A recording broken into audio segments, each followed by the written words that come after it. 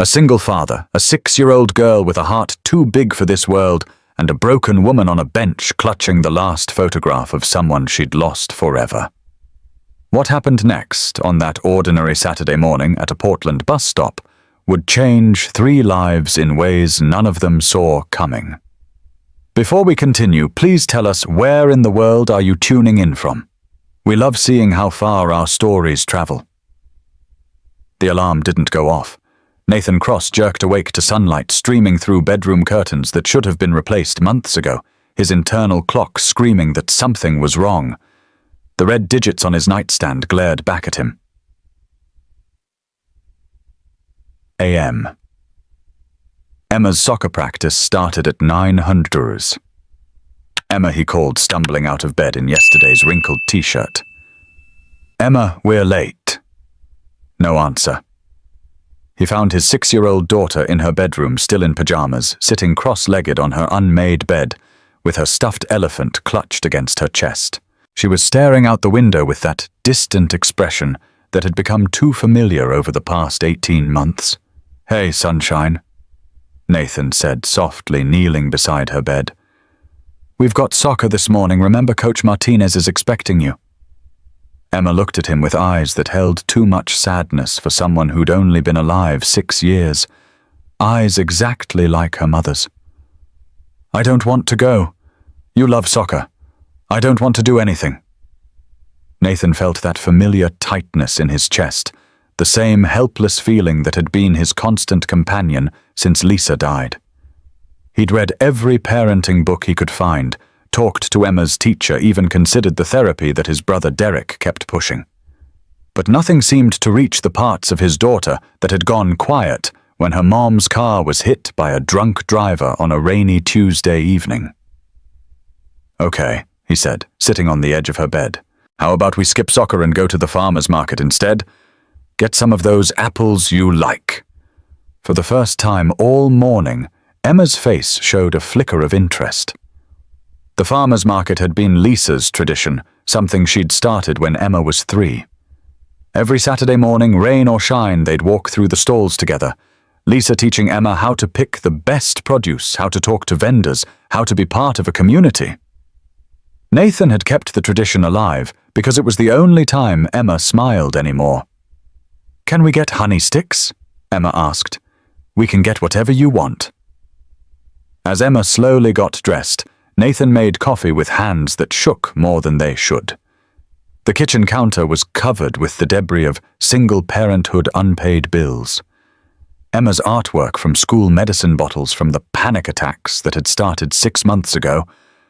A sticky note from Derek with the name of another child psychologist. The medical bills were the worst part. Not just from the accident, those had been covered by insurance, but from everything that came after. The grief counseling he couldn't afford but couldn't live without. The medications to help him sleep, to help him function, to help him be present for Emma when everything inside him wanted to shut down. His phone buzzed. A text from Derek called 3 times yesterday. "Emma can't keep missing school. We need to talk." Nathan deleted the message without responding. Derek meant well, but his older brother had opinions about everything. Opinions about how Nathan was raising Emma, about the small house in southeast Portland that Derek thought wasn't good enough, about Nathan's refusal to move closer to Derek's family in Lake Oswego. "You're not thinking clearly," Derek had said just last week. "Emma needs stability. She needs professional help, not whatever this is you're doing." What Nathan was doing was surviving. Some days that felt like an achievement. Emma appeared in the doorway, dressed in jeans and the purple sweater Lisa had bought her last Christmas. She was holding her stuffed elephant and looking at Nathan like she was waiting for him to disappoint her. "Ready?" he asked. She nodded, and they headed out into the grey November morning that was typical of Portland. The kind of weather that matched Nathan's mood, most days overcast, drizzling just enough to be annoying, uncertain whether it would get better or worse. As they walked the 6 blocks toward the Division Street Farmers Market, Emma slipped her small hand into his calloused palm. The gesture was so much like something Lisa used to do that Nathan had to fight back tears. Daddy Emma said quietly, "Why do people have to die?" It was the question she'd been asking in different ways for 18 months, and Nathan still didn't have a good answer. "I don't know, sweetheart. But I know that even when people die, the love doesn't go away. It just lives in a different place," where Nathan squeezed her hand gently. "In here," he said, touching his chest with his free hand. "And in all the good things we remember about them." Emma was quiet for several steps. "Then, do you think Mommy knows we still go to the farmer's market?" "Yeah, baby. I think she knows." They turned on to Division Street, and that's when Nathan saw her. The bus stop wasn't crowded that Saturday morning.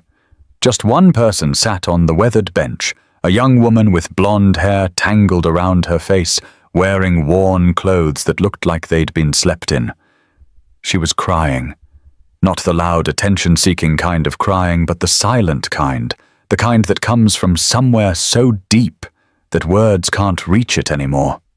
Tears streamed down her cheeks as she clutched a crumpled photograph in her trembling hands, staring at it like it was the only thing keeping her tethered to this world.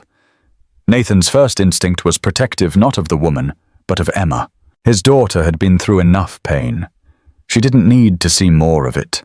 Didn't need another reminder that the world was full of suffering and loss. He gently tried to steer them to the other side of the sidewalk. Daddy Emma whispered, tugging on his hand. "That lady is really sad. I know, baby, but sometimes people need space when they're upset." They were almost past the bus stop when Emma stopped walking entirely. She let go of his hand. Nathan started, but his daughter was already moving toward the bench with that determined walk she got when she'd made up her mind about something. Sarah Mitchell had been homeless for 6 months, but she'd been broken for longer than that. The photograph in her hands showed 2 women at a Christmas dinner table, laughing, their faces bright with joy. One was clearly a younger version of herself. The other was older, with the same blonde hair and warm smile her mother taken just 2 Christmases ago, back when Sarah had a job and an apartment, and a future that made sense. Today would have been her mother's 55th birthday. Sarah had spent the morning walking the streets of southeast Portland, visiting all the places she and her mother used to go together. Powell's Books, where her mother would spend hours in the gardening section, the coffee shop on Hawthorne, where they'd meet every Sunday after church, the bench in Laurelhurst Park where her mother used to feed ducks while Sarah complained about her job or her relationships or whatever seemed important at the time. All of it was gone now. Her mother dead 8 months from pancreatic cancer that moved like wildfire through her body. The job at Multnomah County Library lost when Sarah took too much time off to care for her dying mother. The apartment they'd shared forfeited when Sarah couldn't make rent on unemployment benefits that barely covered groceries. 6 months of sleeping in shelters when beds were available in doorways when they weren't. 6 months of learning which restaurants threw away day-old food, which gas stations would let you use their bathrooms, which streets were safe to walk at night, and which ones would get you arrested, or worse. She'd been sitting at this bus stop for over an hour, not waiting for a bus. But because it was the only place she could sit without being moved along. The photograph was her only possession of any value. Everything else had been sold or stolen or lost in the shuffle from place to place. She was considering her options, none of them good, when a small voice cut through her despair. "I think you need a hug," the voice said. "Can I hug you?" Sarah looked up, startled, to see a little girl in a purple sweater standing in front of her. The child had brown eyes that seemed too serious for her age, and arms already opening in offering. Behind the girl, a man in work clothes was hurrying over his face, tight with the kind of protective concern that Sarah recognized from her months on the streets. Most people looked at her like she was dangerous, diseased, something to be avoided. But this little girl was looking at her like she was just someone who needed a hug. Sarah's face crumpled. Fresh tears spilled over, but something in them had changed. For the first time in months, someone was offering her kindness instead of judgment. She nodded, unable to form words, and the little girl wrapped her arms around her as far as they would go. "It's okay," the child said softly, patting Sarah's back. "My daddy says crying helps the sad come out so happy can come back in." The girl's father reached them just as Sarah let out a sound somewhere between a laugh and a sob. She gently hugged the child back, her shoulders shaking. For the first time in what might have been days or weeks, someone was touching her with kindness instead of suspicion or disgust. "I'm sorry," Sarah said, her voice raw. She pulled back from the girl, wiping her face with her sleeve. "I'm not usually." "No apologies needed," the man said quietly, and something in his voice made Sarah look at him more carefully. There was understanding there, not pity. He sat down on the bench beside her, keeping his daughter between them, a father's caution that Sarah completely understood. "I'm Nathan," he said. "This is my daughter Emma." "Sarah," she managed, her voice barely above a whisper. "That's a pretty name," Emma said with the straightforward honesty of childhood. "Why are you so sad?" Nathan started. But Sarah shook her head. "It's okay." She looked down at the photograph in her hand, then held it out so Emma could see. It showed the two women at Christmas dinner, their faces bright with joy. "This is my mummy. She died 8 months ago." Emma studied the picture with the serious attention children give to important things. "Is that why you're crying?" Sarah nodded, her throat tight as she fought back another wave of tears. Today would have been her 55th birthday. The words hung in the air between them. Nathan felt something crack open in his chest, that specific kind of recognition that only comes from shared loss. He knew exactly what it felt like to have the calendar turn into a minefield of painful anniversaries. "I'm sorry," he said, and the way he said it made Sarah look at him more closely. There was understanding in his voice, not pity. "You get it," she said. Not a question, a statement. Nathan nodded slowly. 18 months now. Some days are easier than others. Most days aren't easy at all." Emma squeezed Sarah's hand. "My mummy went to heaven too. Daddy says she's watching us from the stars." Sarah's eyes filled again, but she managed a sad smile. "What was your mummy like?" "Daddy says she was really good at making pancakes and she always sang when she was happy." "Daddy says I got her eyes." Nathan put his hand on his daughter's shoulder, steadying himself as much as her.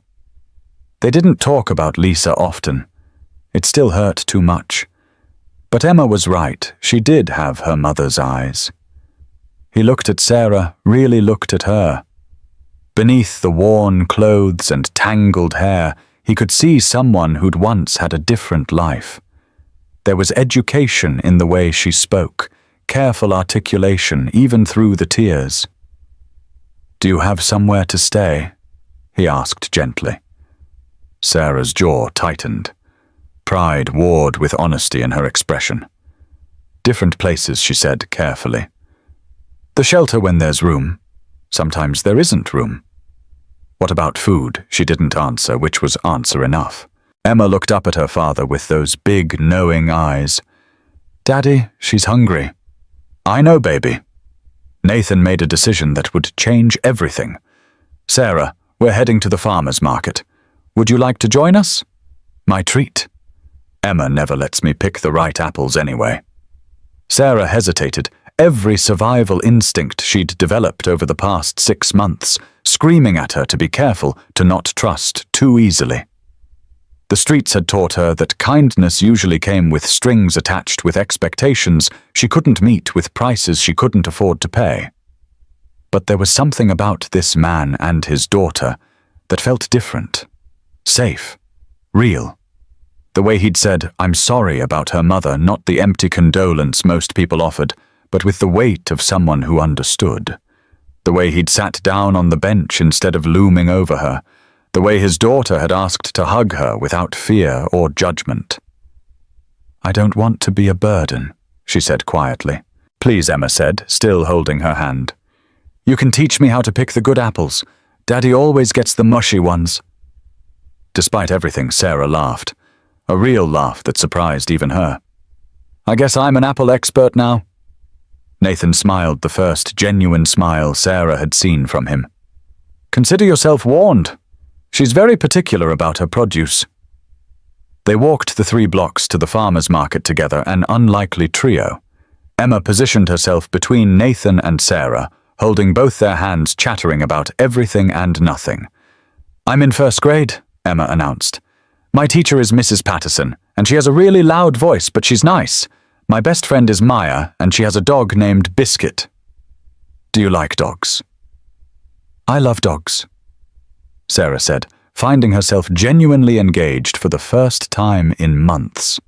I used to have a golden retriever named Charlie when I was growing up. What happened to Charlie? He lived to be 14, which is really old for a big dog. He died when I was in college. I want a dog, Emma said with the longing that only children can pack into 3 words. But Daddy says we're not home enough. Nathan caught Sarah's eye over Emma's head and shrugged apologetically. Long work days, he explained. Construction. I'm usually gone 10 hours and Emma's in after-school care until 6 most nights.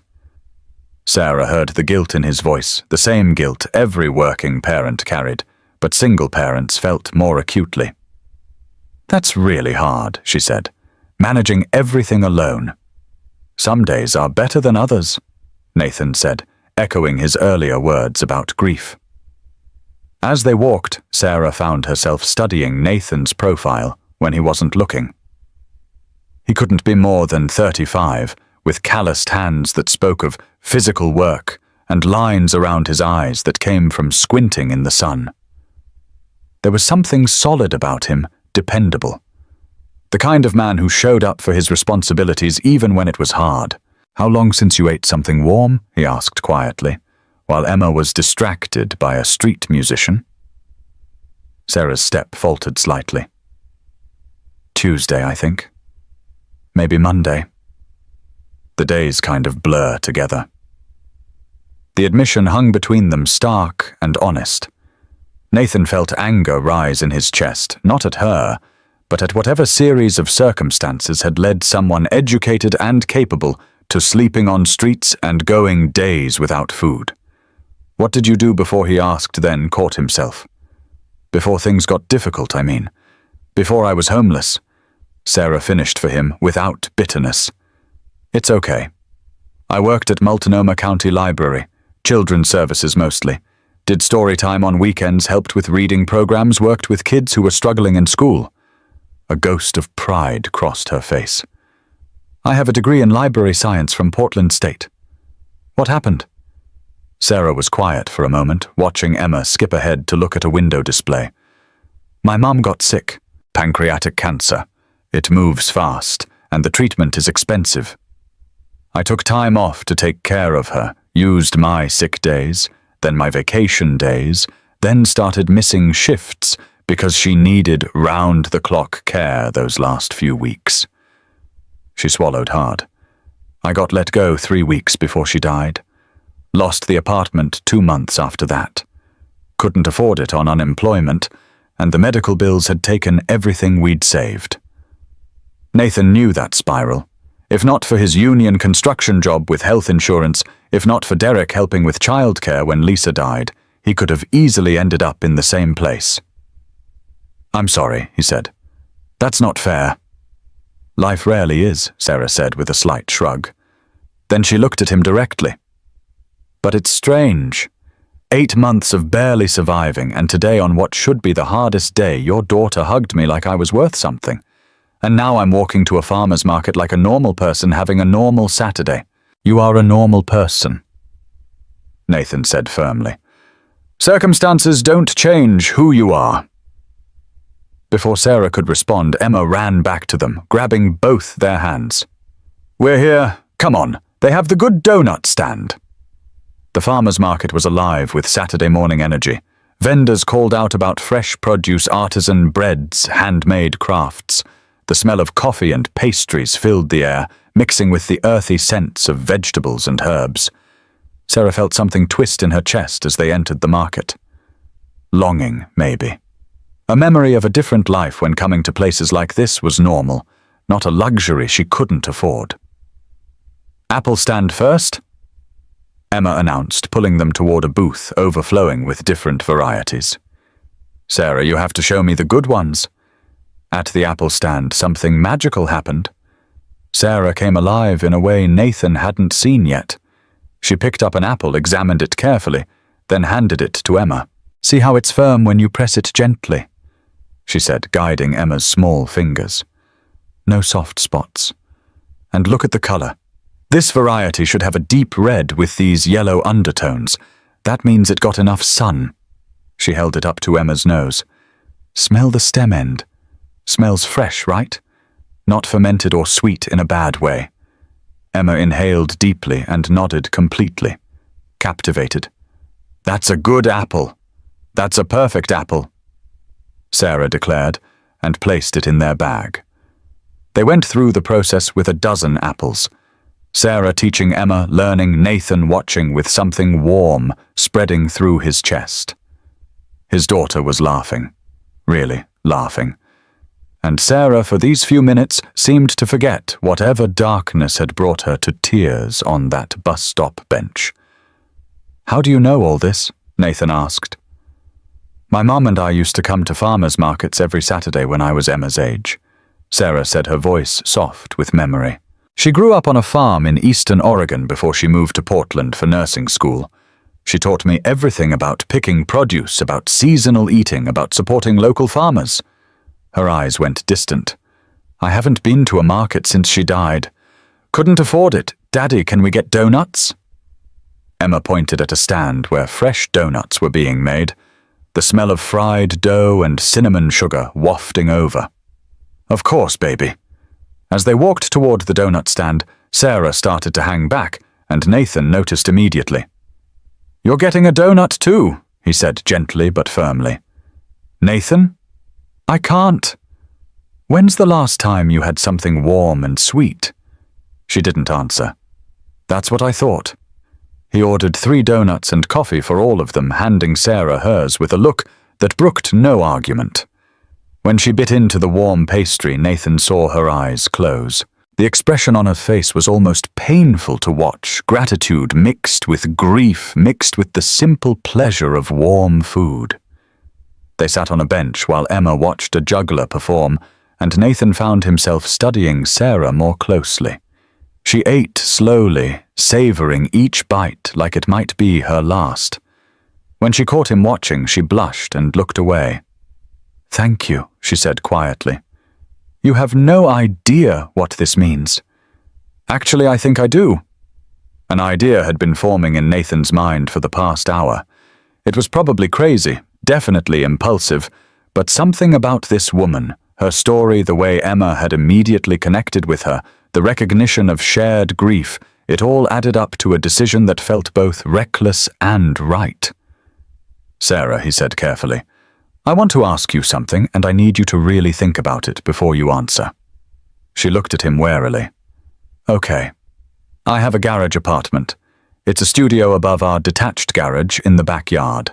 The last tenant moved out 6 months ago, and I haven't had time to list it again." He paused, choosing his words carefully. "It needs some work cleaning, maybe some paint, but it has heat, running water, a small kitchen. It's not much, but it's weatherproof and warm." Sarah's eyes widened. "Nathan, I can't pay rent. I'm not asking for rent." Nathan interrupted. "I'm asking for help. I don't understand." Nathan looked over at Emma, who was applauding the juggler enthusiastically. "I work construction, long hours, early starts. Emma's in after-school care until 6 most days, and she hates it. It's just TV and snacks in a church basement. No real attention, no help with homework." He turned back to Sarah. "I come home exhausted most nights, too tired to do anything but heat up chicken nuggets and fall asleep during bedtime stories. Emma deserves better than that." "You want me to be a nanny?" "I want a fair trade," Nathan corrected. "Room and board in exchange for childcare and some light housework. You'd have your own space, your own life. But you'd be there for Emma when I can't be. He met her eyes. You said you ran children's programs at the library. You know how to connect with kids. Emma already trusts you, which is rare. She's been cautious around strangers since her mom died. Sarah was silent, her mind clearly racing. The offer was so far outside anything she'd dared to hope for that she couldn't quite process it. I know this is sudden, Nathan continued. I know you don't know us, and we don't really know you, but sometimes you have to trust your instincts, and right now I think we could help each other. Why would you do this? Sarah asked, her voice thick with emotion. You don't even know me. Nathan thought about that question. I know you're educated. I know you're grieving someone you loved deeply. I know you took care of your sick mother even when it cost you everything. I know my 6-year-old daughter, who has better instincts about people than most adults, wanted to hug you the moment she saw you. He paused. And I know what it's like to need someone to throw you a lifeline when you're drowning. Tears were streaming down Sarah's face again, but these were different from the ones at the bus stop. These carried hope instead of despair. I don't know what to say, she whispered. Say you'll think about it, Nathan said. The offer stands. No pressure. I'm not trying to be a hero or play savior.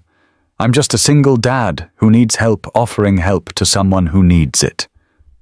Sarah stared at Nathan like he'd just offered her the moon. After 8 months of being told she wasn't worth minimum wage, wasn't trustworthy enough for a job at a fast food restaurant, wasn't clean enough to volunteer at the food bank, this man was offering her a home, not just shelter a home. Fair trade, she repeated, her voice barely audible. What would you call it? She looked at him for a long moment, then at Emma, who was now trying to juggle invisible balls in imitation of the performer. I'd call it the kindest thing anyone's done for me in a very long time. Emma ran back over powdered sugar coating her nose. The juggler was so cool, he caught 5 balls at once. Daddy, can you juggle? Not even close, baby. Emma looked between her father and Sarah, her 6-year-old intuition picking up on the emotional weight in the air. Is Sarah okay? She looks like she's been crying happy tears and sad tears at the same time. Nathan felt his throat tighten. His daughter's emotional intelligence never ceased to amaze him. Yeah, sweetheart. Sometimes people have lots of different feelings all at once. Like when I miss Mommy, but I'm also happy to be with you. Exactly like that. Emma studied Sarah's tear-streaked face, then wrapped her small arms around Sarah's waist in another spontaneous hug. I'm glad we found you today. Sarah closed her eyes and hugged the child back, feeling something fundamental shift inside her chest. Over Emma's head, she looked at Nathan. Could I have some time to think about your offer? Of course. Take all the time you need. I don't have a phone, Sarah admitted quietly. Nathan pulled out his phone and a receipt from his pocket, writing down his number. The Belmont Library opens at 10 tomorrow. Emma and I go to Sunday story time there at 10:30 every week. If you want to talk more, find us there. Sarah took the receipt, folding it carefully like it was precious. The Belmont Library. 10:30. No pressure, Nathan emphasized. If you decide it's not for you, no hard feelings. But if you want to give it a try, we'll make it work. As they prepared to part ways, Nathan and Emma heading home. Sarah to whatever shelter might have space that night. Emma tugged on Sarah's coat. You'll come tomorrow, right? To the library. Sarah knelt down to Emma's level, really looking at this small girl who had somehow changed the entire trajectory of her day with one simple question and one offered hug. You know what? Yes, I'll be there. Promise. Emma held out her pinky. Sarah linked her pinky with the child's feeling, the simple trust in that gesture, like both a weight and a gift. I promise. That evening, as Nathan tucked Emma into bed in their small two-bedroom house, she looked up at him with serious eyes. "Daddy, why did you invite Sarah to live with us?" Nathan sat on the edge of her bed, thinking carefully about his answer. Emma was young, but she was smart. She deserved honesty. Remember last month when you had that bad dream about monsters and you said hugging Mr. Bunny made you feel safer? Emma nodded, clutching the worn stuffed rabbit that had been hers since birth. Sometimes grown-ups need that too. Not the stuffed animal part, but people to remind them they're not alone when things are scary. He smoothed her hair back from her forehead. Sarah lost her mommy, and she doesn't have anybody to help her feel safe right now, like how Derek and Aunt Jennifer helped us when Mommy died. Emma's eyes widened with understanding. Are we paying it forward? It was a phrase Nathan had taught her when they donated old toys to the children's hospital, passing on the kindness others had shown them. Yeah, sweetheart, we're paying it forward. Emma was quiet for a moment, then said something that made Nathan's heart clench. I think Mommy would like Sarah. Why's that? Because Mommy always said the best way to heal your own hurt is to help heal someone else's. Remember, she said that when we took flowers to Mrs. Patterson after her husband died. Nathan did remember. Lisa had said those exact words just 3 months before she would die unexpectedly in an operating room. The memory hit him like a physical blow. You're absolutely right, baby. Mommy would like Sarah very much. After Emma fell asleep, Nathan sat in his living room nursing a beer and wondering if he'd made the right decision. Inviting a stranger to live on his property to care for his daughter, it could be seen as reckless, even dangerous. But something in his gut told him this was different. Sarah wasn't a threat. She was someone drowning who needed someone to throw her a rope. And maybe, just maybe, helping her would help heal some of the broken pieces inside himself and Emma. He pulled out his phone and texted Derek. Did something potentially crazy today? I'll explain tomorrow, but I think it might be a good kind of crazy. Derek replied immediately. This better not involve motorcycles or online poker. Nathan smiled, despite himself. Neither. I'll call you tomorrow after I know if it's actually happening. Sunday morning came grey and drizzling. Typical November weather in Portland. Nathan was nervous as he cleaned the garage apartment, swept out. The dust washed the windows, made sure the heat worked and the hot water ran. The space was small, maybe 400 square feet, but it had a kitchenette, a full bathroom, and enough room for a bed and some furniture. If she came. If she agreed. At 10:27, Nathan and Emma walked into the Belmont Library. Sunday story time didn't start until 10:30, and Nathan found himself watching the entrance. His heart rate elevated in a way that had nothing to do with caffeine. Do you think she'll come? Emma whispered, holding his hand. I don't know, baby. But if she doesn't, we'll still have story time. Okay.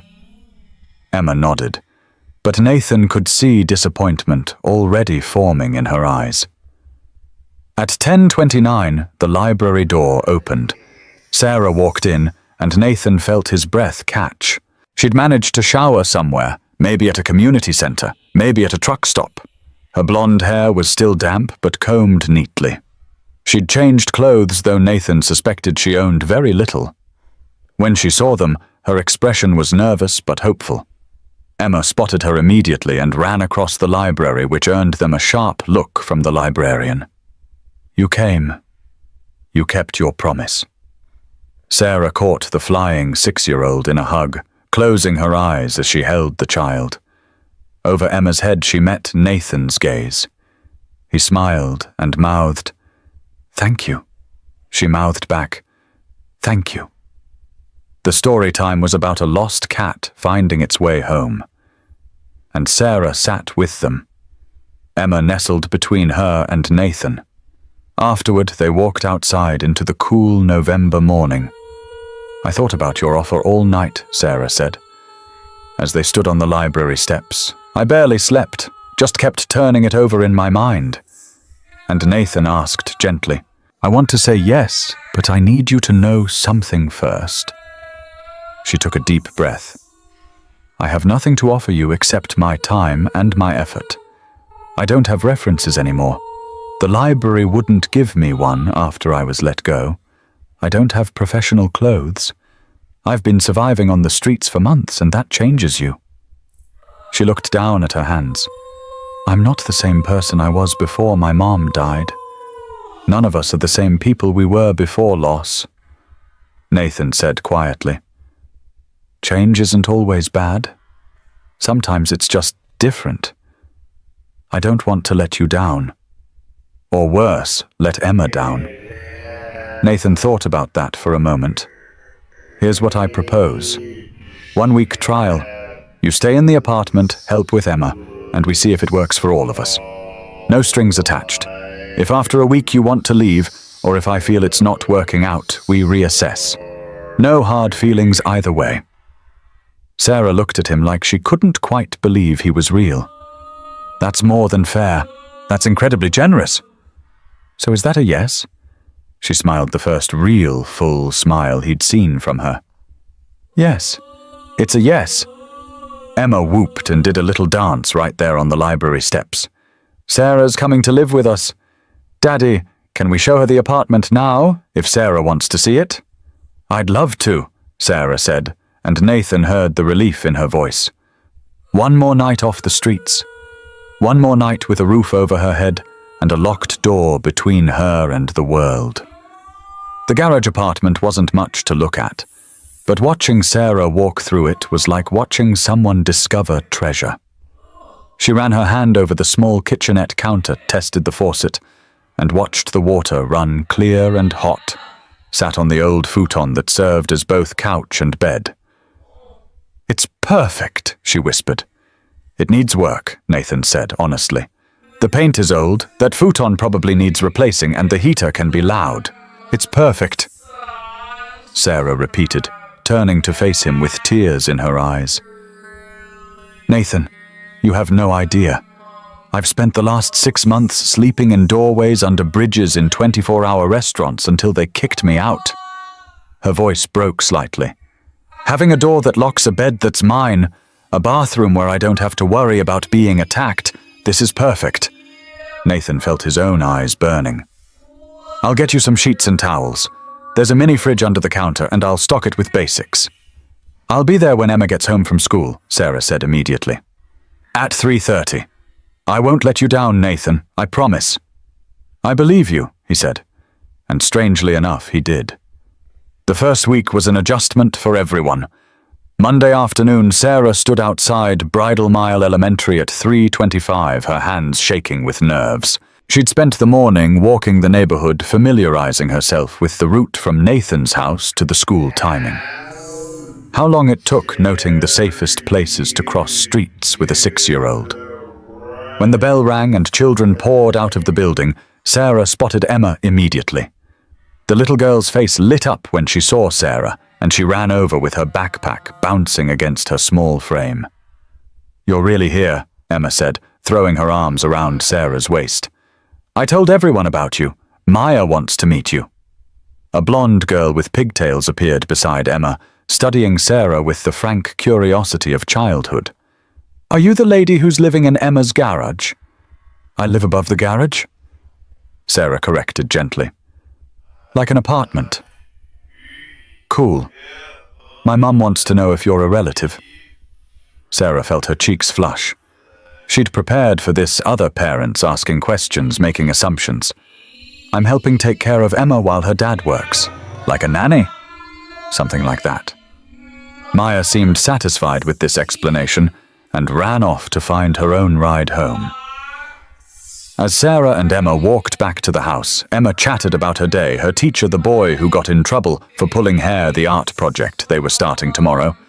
Sarah found herself genuinely engaged, asking follow-up questions, remembering details. This was what she'd missed most about her old job, the natural curiosity of children, their unfiltered observations about the world.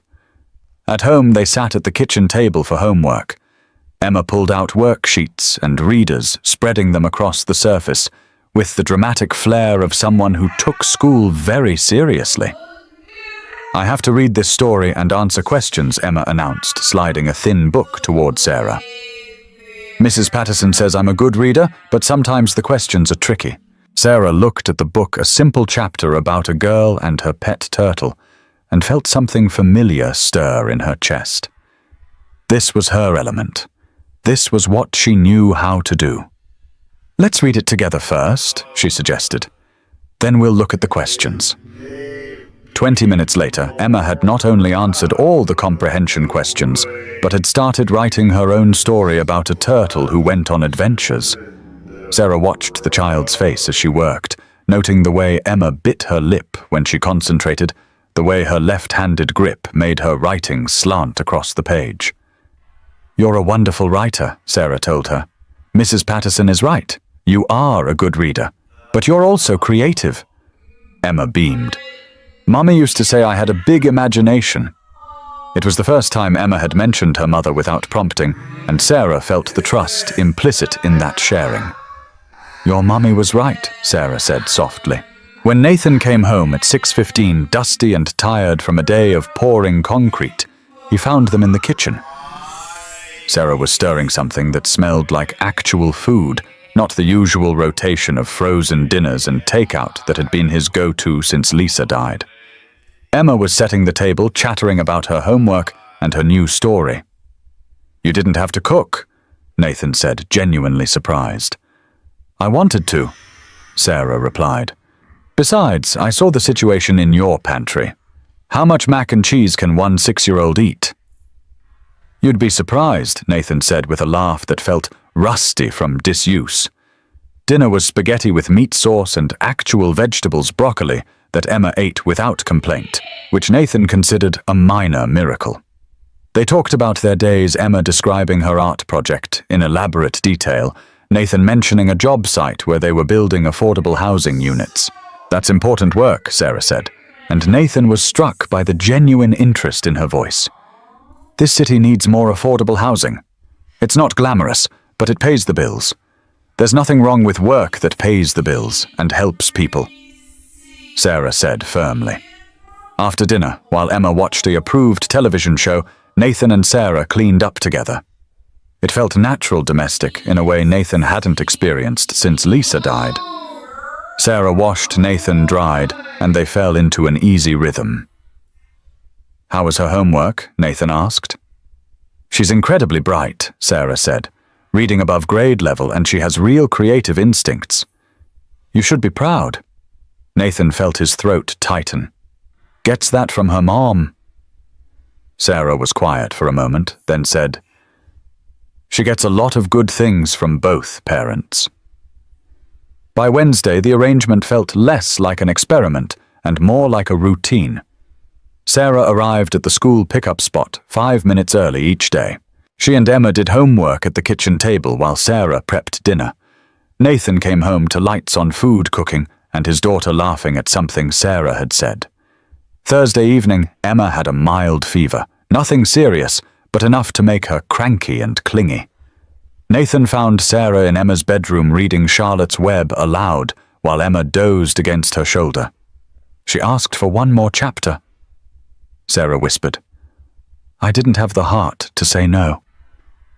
Nathan watched them together, his daughter finding comfort with this woman who'd been a stranger a week ago. Sarah's natural maternal instincts on full display. "Thank you," he said quietly. "She's easy to love," Sarah replied, and something in her voice made Nathan look at her more carefully. There was longing there, a maternal instinct that had nowhere to go before Emma came into her life. Friday marked the end of their trial week. Nathan had planned to sit Sarah down for a formal evaluation, but as he watched her help Emma with a particularly challenging math worksheet, he realized the evaluation had been happening all week. Emma was happier. Her teacher had called Tuesday to comment on Emma's improved participation in class. She was eating better, sleeping better, engaging with the world in ways she hadn't since Lisa died. And Nathan Nathan was coming home to a house that felt lived in again. Not just survived in, but actually lived in. So he said after Emma went to bed, finding Sarah reading a library book in the living room, "How do you feel about making this permanent?" Sarah looked up from her book, hope and relief warring in her expression. "Are you sure I've never been more sure of anything?" Nathan said honestly. "Then yes," Sarah said, her voice thick with emotion. "I'd like to stay." What neither of them acknowledged was how the boundaries between employer and employee were already starting to blur. The way Nathan's hand lingered when he passed Sarah the dish towel. The way Sarah's breath caught when Nathan came home from work, his shirt damp with sweat from physical labor. The way they both found excuses to be in the same room to extend conversations about Emma's day into discussions about books, politics, childhood memories. They were falling into something that felt like a family, and it terrified both of them. 2 months into the arrangement, Nathan came home to find the backyard transformed. Sarah and Emma had been planning a spring garden for weeks, poring over seed catalogs like they were planning a military campaign. But seeing it actually taking shape, raised beds filled with dark soil, neat rows marked with handwritten plant stakes was something else entirely. Emma was filthy dirt smudged across her face, her hair escaping its ponytail in muddy tendrils. She'd never looked happier. "Daddy, look, we planted everything," Emma called, running over with her arms outstretched. "Sarah taught me about companion planting, and which vegetables like to grow together, and how to tell if the soil is ready." Nathan looked at Sarah, who was equally dirty. Her blonde hair pulled back in a messy bun, wearing an old t-shirt and jeans that had seen better days. She looked beautiful. The thought hit him like a physical blow. She looked beautiful. "It's amazing," he managed to say. "Your daughter is a natural gardener," Sarah said, smiling, as she wiped sweat from her forehead with the back of her hand. She didn't give up even when the soil was too hard to dig. "I get my stubbornness from Daddy," Emma announced proudly. They ordered pizza that night and ate it on the back porch, watching the sunset paint the Portland sky in shades of orange and pink. Emma chatted about her garden plans, already dreaming of the tomatoes they'd eat in summer, the herbs they'd use for cooking the flowers that would attract butterflies. After Emma went to bed, Nathan and Sarah sat outside a little longer, the spring air cool but pleasant. "Thank you," Nathan said quietly, "for the garden, for everything you do for her." "She makes it easy," Sarah replied. "She's an incredible kid, Nathan." "She is. But you've helped bring her back to life in ways I couldn't. She was so closed off after her mom died, wouldn't talk about feelings, wouldn't cry, just kept everything locked inside. Now she laughs again, really laughs." "You did that too," Sarah said softly. "You're a good father. She knows she's loved." They were quiet for a moment, and Nathan felt the weight of unsaid things hanging between them. "Sarah," he began, then stopped. "I need to tell you something." She turned to look at him, suddenly nervous. "Okay. My wife, her name was Lisa. She died during what should have been routine gallbladder surgery. Blood clot to her lung. The doctor said it was rare, unpredictable, nobody's fault. The words came easier than they had in months. She went in for surgery at 9 in the morning and was gone by noon. I had 45 minutes to say goodbye, and she was already unconscious. I never got to tell her all the things I should have said." Sarah reached over and took his hand. Just held it. "I've been frozen since then," Nathan continued. "Just going through the motions. Work. Emma, survive, repeat. I didn't let myself feel anything, because feeling meant hurting, and I couldn't afford to hurt when Emma needed me to be strong. And now," Sarah asked softly, "now I'm starting to feel things again, and it scares the hell out of me." Sarah squeezed his hand, understanding exactly what he was saying and what he wasn't saying. "My mum used to tell me that grief isn't something you get over," she said quietly. It's something you learn to carry differently. The weight never really changes, but you get stronger. Strong enough to hold the grief and still have room for other things. Joy, hope, maybe even love again someday.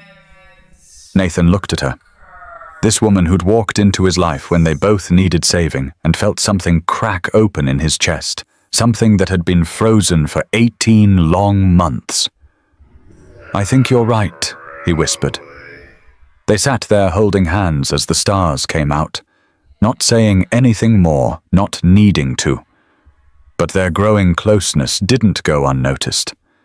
Derek had been watching his brother's life with increasing concern.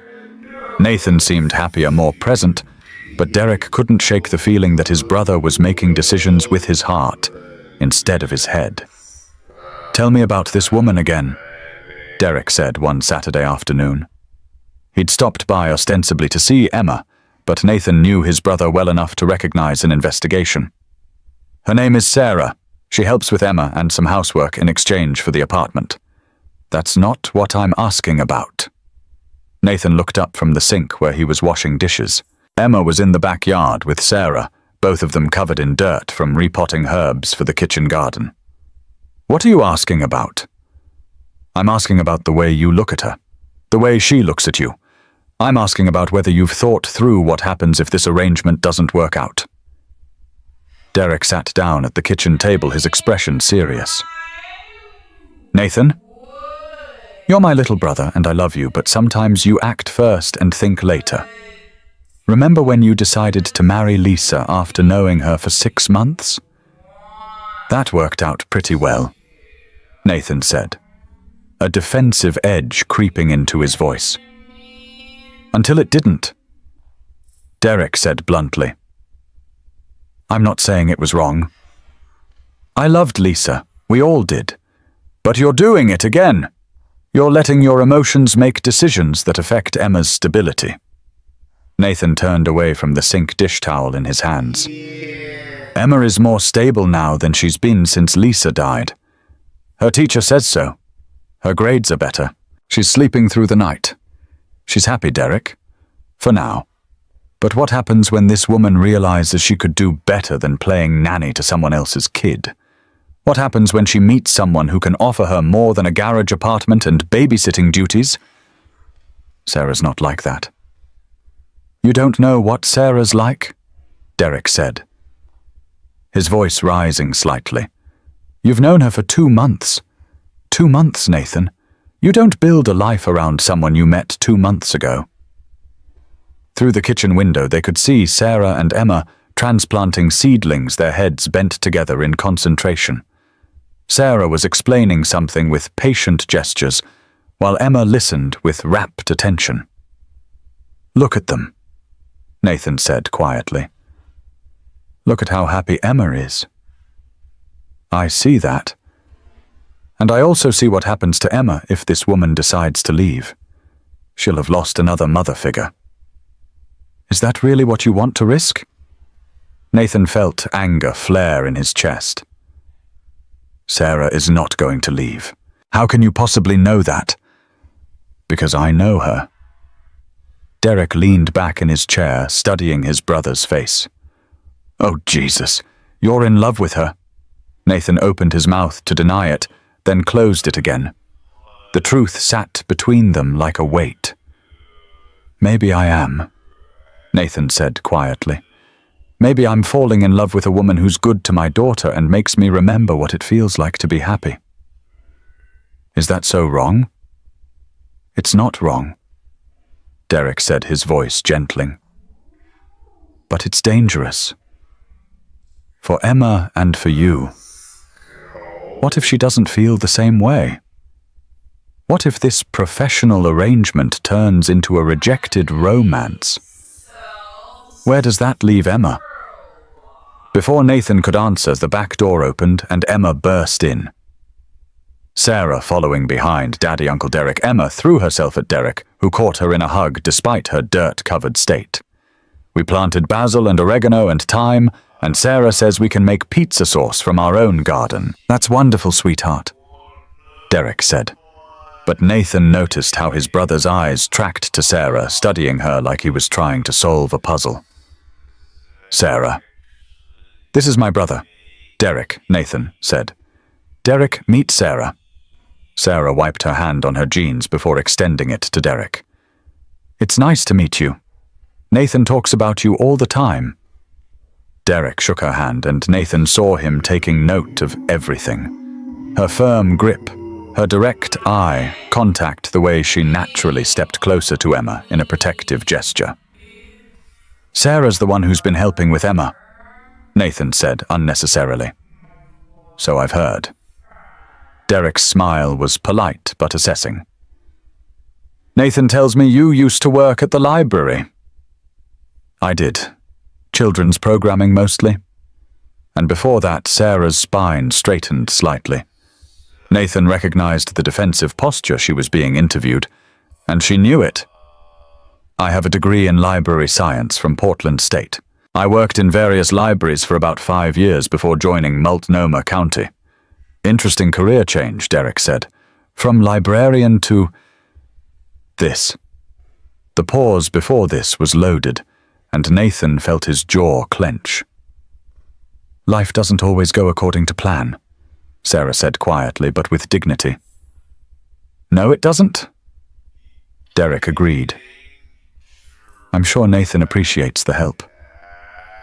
There was something in his tone that made both Nathan and Sarah tense, but before either could respond, Emma was tugging on Derek's sleeve. "Want to see my room?" I reorganized my books the way Sarah taught me, by author, and then by height. Derek allowed himself to be dragged away, but Nathan caught the warning look his brother shot him over Emma's head. After Derek left, Nathan found Sarah standing at the kitchen sink, washing garden dirt from under her fingernails with more force than necessary. "He doesn't approve of me," she said without looking up. Nathan came to stand beside her. "He doesn't know you. He thinks I'm taking advantage of you." "Are you?" Sarah turned to look at him, hurt flashing in her eyes. "How can you ask me that?" "I'm not." Nathan started, then stopped. "I'm sorry. That came out wrong. I don't think you're taking advantage of anything, but Derek has opinions about everything, and he worries about Emma getting too attached to people who might not stay." "People like me, you mean?" "People who aren't family." Sarah was quiet for a long moment, studying Nathan's face. "Is that what I am? Not family?" The question hung in the air between them, heavy with implication. Nathan found himself looking at this woman who'd become so essential to their daily life, who made Emma laugh and helped with homework and cooked dinner, and sat with them on the porch, talking about everything and nothing. "I don't know what you are," he said honestly. "I just know I don't want you to leave." Sarah's expression softened. She reached up and touched his face, her fingers gentle against his cheek. "I'm not leaving, Nathan. Not unless you want me to." "I don't want you to," he said, covering her hand with his. They stood there in the kitchen, the late afternoon sun slanting through the windows, both of them aware that something was shifting between them, that the careful boundaries they'd maintained were starting to blur. Sarah, Nathan said quietly. "I know," she whispered. "I feel it too." But before either could say anything more, Emma's voice called from the living room. "Are we still making pizza tonight?" "I'm hungry." The moment broke, and they stepped apart, both a little breathless, both aware that something had changed between them that couldn't be unchanged. 3 weeks after Derek's visit, Nathan came home to find Sarah crying in the kitchen. Not the quiet, dignified tears he'd seen that first day at the bus stop, but angry, frustrated sobs that shook her whole body. She was standing at the counter, a legal notice spread in front of her, her hands pressed to her face. "Sarah." "What's wrong?" Nathan dropped his work bag and moved toward her. "I'm so stupid," she said, her voice muffled by her hands. I thought I could outrun it, but it followed me here. Nathan looked at the document on the counter. It was from a collections agency demanding payment of $47,000 in medical bills from her mother's cancer treatment. The letter threatened wage garnishment and legal action. They found me, Sarah said, looking up at him with red-rimmed eyes. I don't know how, but they found me. And now they want money I don't have for bills. I couldn't pay, even when I had a real job. Nathan felt anger rise in his chest, not at Sarah, but at a system that could financially destroy someone for the crime of loving a dying parent. Have you talked to them? Tried to negotiate? Sarah laughed bitterly. I tried everything before I became homeless. Payment plans, hardship deferrals, charity care applications. They don't care that my mother died or that I lost my job taking care of her. They just want their money. She gestured at the notice. And now they're threatening to garnish my wages. All 12 hours a week of them. Nathan read through the document, his jaw tightening with each paragraph. The debt collection company was known for aggressive tactics. He'd heard stories from other construction workers who'd been targeted after workplace injuries. We'll figure this out, he said. Sarah looked at him sharply. Nathan, this is my problem. My debt. I won't let it become yours. It affects Emma. It affects all of us. Sarah shook her head. I should leave. I should disappear again before they garnish my library wages or come after your property somehow. You're not leaving. You don't understand. I understand perfectly, Nathan interrupted. I understand that medical bankruptcy is the leading cause of homelessness in this country. I understand that you did nothing wrong except love your mother. And I understand that running away won't solve anything. He took the notice from her hands, folding it calmly. We're going to fight this. With what I don't have money for a lawyer, there are legal aid societies, consumer protection groups. We'll find help. Sarah stared at him like he'd spoken a foreign language. After 8 months of feeling completely alone in the world, the concept of we was almost too much to process. Why would you do that?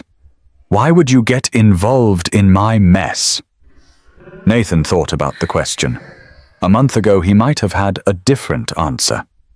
But now, looking at this woman who'd become so integral to their lives, who made Emma happy and made him remember what hope felt like, the answer was simple.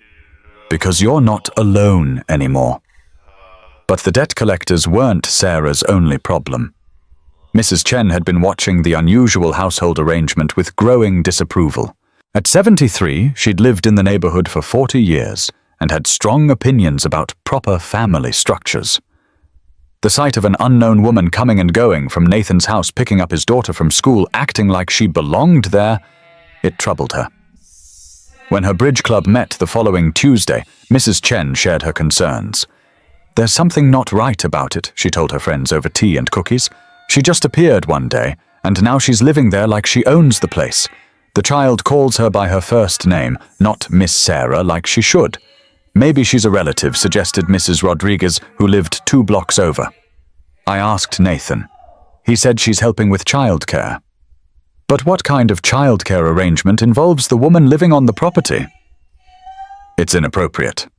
Margaret Foster, whose late husband had been a social worker, leaned forward with interest. Have you considered calling Child Protective Services just to make sure everything's on the up and up? Mrs. Chen had considered it. She'd thought about it every time she saw Sarah and Emma working in the garden together.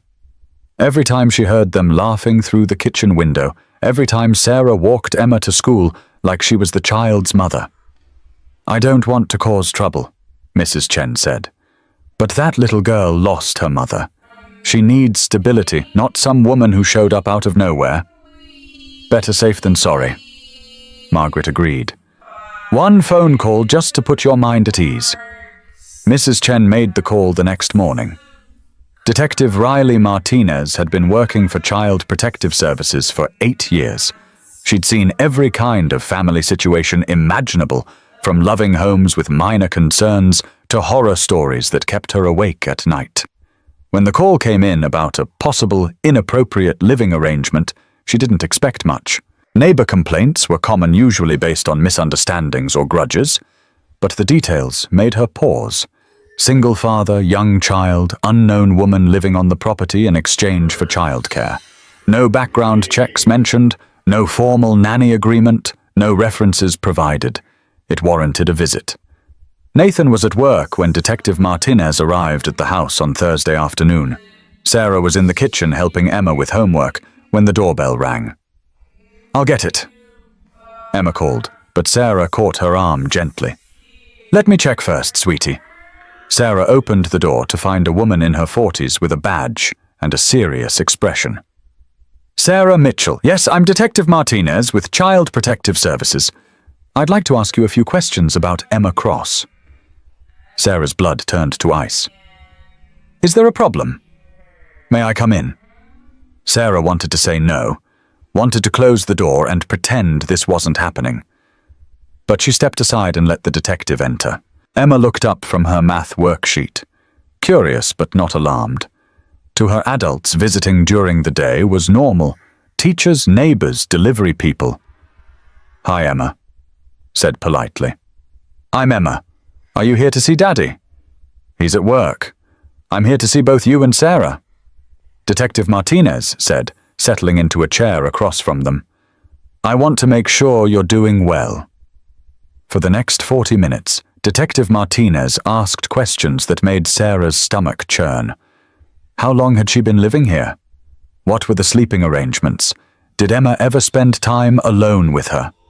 What was her relationship with Nathan? Emma answered honestly and enthusiastically, describing their daily routine, their garden project, how Sarah helped with homework and read stories at bedtime. To Emma, it was just talking about her normal life. She had no idea she was being investigated. When Nathan came home an hour later, dusty and tired from work, he found Sarah sitting at the kitchen table with paperwork spread in front of her while Emma played in the backyard. "What's all this?" he asked. "CPS," Sarah said quietly. "Someone called them about our living arrangement." Nathan felt the blood drain from his face. What did they want? To make sure Emma's safe. To make sure I'm not... Sarah's voice broke slightly. To make sure I'm not some predator who talked her way into your house. Nathan sat down heavily across from her. What happens now? They're opening a formal investigation. They want documentation, background checks, employment records, references. They want to interview Emma alone and you separately. Sarah looked up at him with eyes full of guilt and fear. "Nathan, I'm so sorry. This is my fault. I should have known this would happen. This is not your fault. Maybe I should leave. If I'm not here, there's no case to investigate." "You're not leaving," Nathan said firmly. Then more gently, "We're going to figure this out together." But privately, Nathan was terrified. CPS investigations could take months. They could result in Emma being removed from his custody if the living arrangement was deemed inappropriate. They could destroy everything good that had come into their lives over the past few months. That evening after Emma was asleep, Nathan called Derek. "I need help," he said without preamble. "What kind of help?" "Legal help. CPS is investigating our household." There was a long pause. "Because of the woman living in your garage? Her name is Sarah, and yes." Derek was quiet for so long that Nathan wondered if the call had dropped. "Derek, I'm here. I'm just wondering how you managed to get yourself into this situation. By trying to help someone who needed help. By making an emotional decision without thinking through the consequences," Derek corrected. "Nathan, do you realize what's at stake here? They could take Emma away." Nathan felt like he'd been punched. "They can't do that. I'm a good father." "You're a good father who made a questionable decision about who to let into his child's life. From CPS's perspective, you allowed a homeless woman with no references to live on your property and care for your daughter. Sarah is not a threat to Emma. Can you prove that? Do you have background checks?" Employment verification, character references, anything official that shows this woman is safe to be around children. Nathan was quiet, realizing how naive their arrangement must look to outside observers. Here's what's going to happen. Derek continued. You're going to hire a family lawyer. You're going to get formal documentation of this arrangement. You're going to get character references for Sarah from everyone who knows her. And you're going to pray that CPS sees this as an unusual but harmless living situation rather than a child endangerment case. Will you help us? Derek sighed. Of course I'll help. You're my brother. But Nathan, you need to understand this could get a lot worse before it gets better. After Nathan hung up, he found Sarah standing on the back porch looking out at the garden they'd planted together.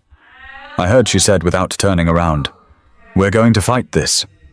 Sarah was quiet for a long moment. Maybe Derek's right. Maybe I should leave? Nathan came to stand beside her. Do you want to leave? No, she whispered. I want to stay here forever. I want to watch Emma grow up. I want to help her with homework and teach her to cook and be there for her first heartbreak and her graduation and all the moments that matter. She turned to look at him, tears streaming down her face. I want things I have no right to want. Nathan reached for her hand. Why don't you have the right? Because I'm not her mother. Because I'm not your wife. Because I'm just someone you took pity on who's now destroying your family. You're not destroying anything, Nathan said fiercely. You saved us. Emma was disappearing before you came. I was going through the motions of living but not actually living. You brought us back to life. He cupped her face in his hands. I love you, Sarah. I'm in love with you. And I think Emma loves you too. That's not pity, that's family. Sarah stared at him, her breath catching. Nathan, I know it's complicated. I know the timing is terrible with the investigation. But I couldn't let another day pass without telling you how I feel. I love you too, Sarah whispered. I love you and Emma more than I ever thought possible. But what if loving you isn't enough? What if they take her away because of me? Then we'll fight for her. Together. They stood there holding each other as the stars came out. Both of them aware that their love story was about to be tested in ways they'd never imagined. The formal CPS investigation began the following Monday with an unannounced visit that changed everything. Detective Martinez arrived at 8:30 a.m. with a second investigator, a stern-faced man named Thomas Wade, who specialized in cases involving potential endangerment. Sarah was in the kitchen making Emma's lunch when the doorbell rang, and the sound made her stomach drop. Emma, go brush your teeth, Sarah said quickly. I'll get the door. But Emma was already running toward the front door with the excitement of a child who loved visitors. Sarah caught her just as she reached for the handle. Remember what we talked about? Let adults answer the door first. Sarah opened it to find the two investigators with clipboards and serious expressions. Behind them, a photographer was setting up equipment. Ms. Mitchell, we're here for the scheduled home inspection. Scheduled. Sarah's voice came out as a croak. I wasn't told about any inspection. Standard procedure in all formal investigations, Detective Martinez explained. We need to document living conditions and interview the child in her home environment. Emma appeared beside Sarah, backpack on her shoulders, ready for school. Hi again, she said to Detective Martinez with a bright smile. Are you here to see our garden? Sarah and I planted carrots last week. We'd like to see everything, Emma, Detective Martinez said gently. Can you show us around your house? For the next hour, Sarah watched helplessly as strangers photographed every room, every corner, every aspect of their private life. They documented the garage apartment, measuring square footage and noting the proximity to the main house. They examined Emma's bedroom, the kitchen, the bathroom, taking pictures like they were processing a crime scene. Emma chatted happily throughout the inspection, oblivious to the serious nature of what was happening. She showed them her room, her books organized the way Sarah had taught her, She pointed out the art supplies Sarah had bought, the reading corner they'd created together. "Sarah reads to me every night," Emma told Detective Martinez proudly. "We're reading Charlotte's Web right now. It's really sad, but also really good." "Does Sarah sleep in your room?" Detective Wade asked. Emma looked confused. "No, she lives in the apartment above the garage. But sometimes when I have bad dreams, she comes and sits with me until I fall asleep again." Sarah watched Detective Wade make notes, and her heart sank. Every innocent detail of their life together was being scrutinized for signs of impropriety. "We'll need to interview Emma separately," Detective Martinez told Sarah, "without you or her father present. Is that necessary?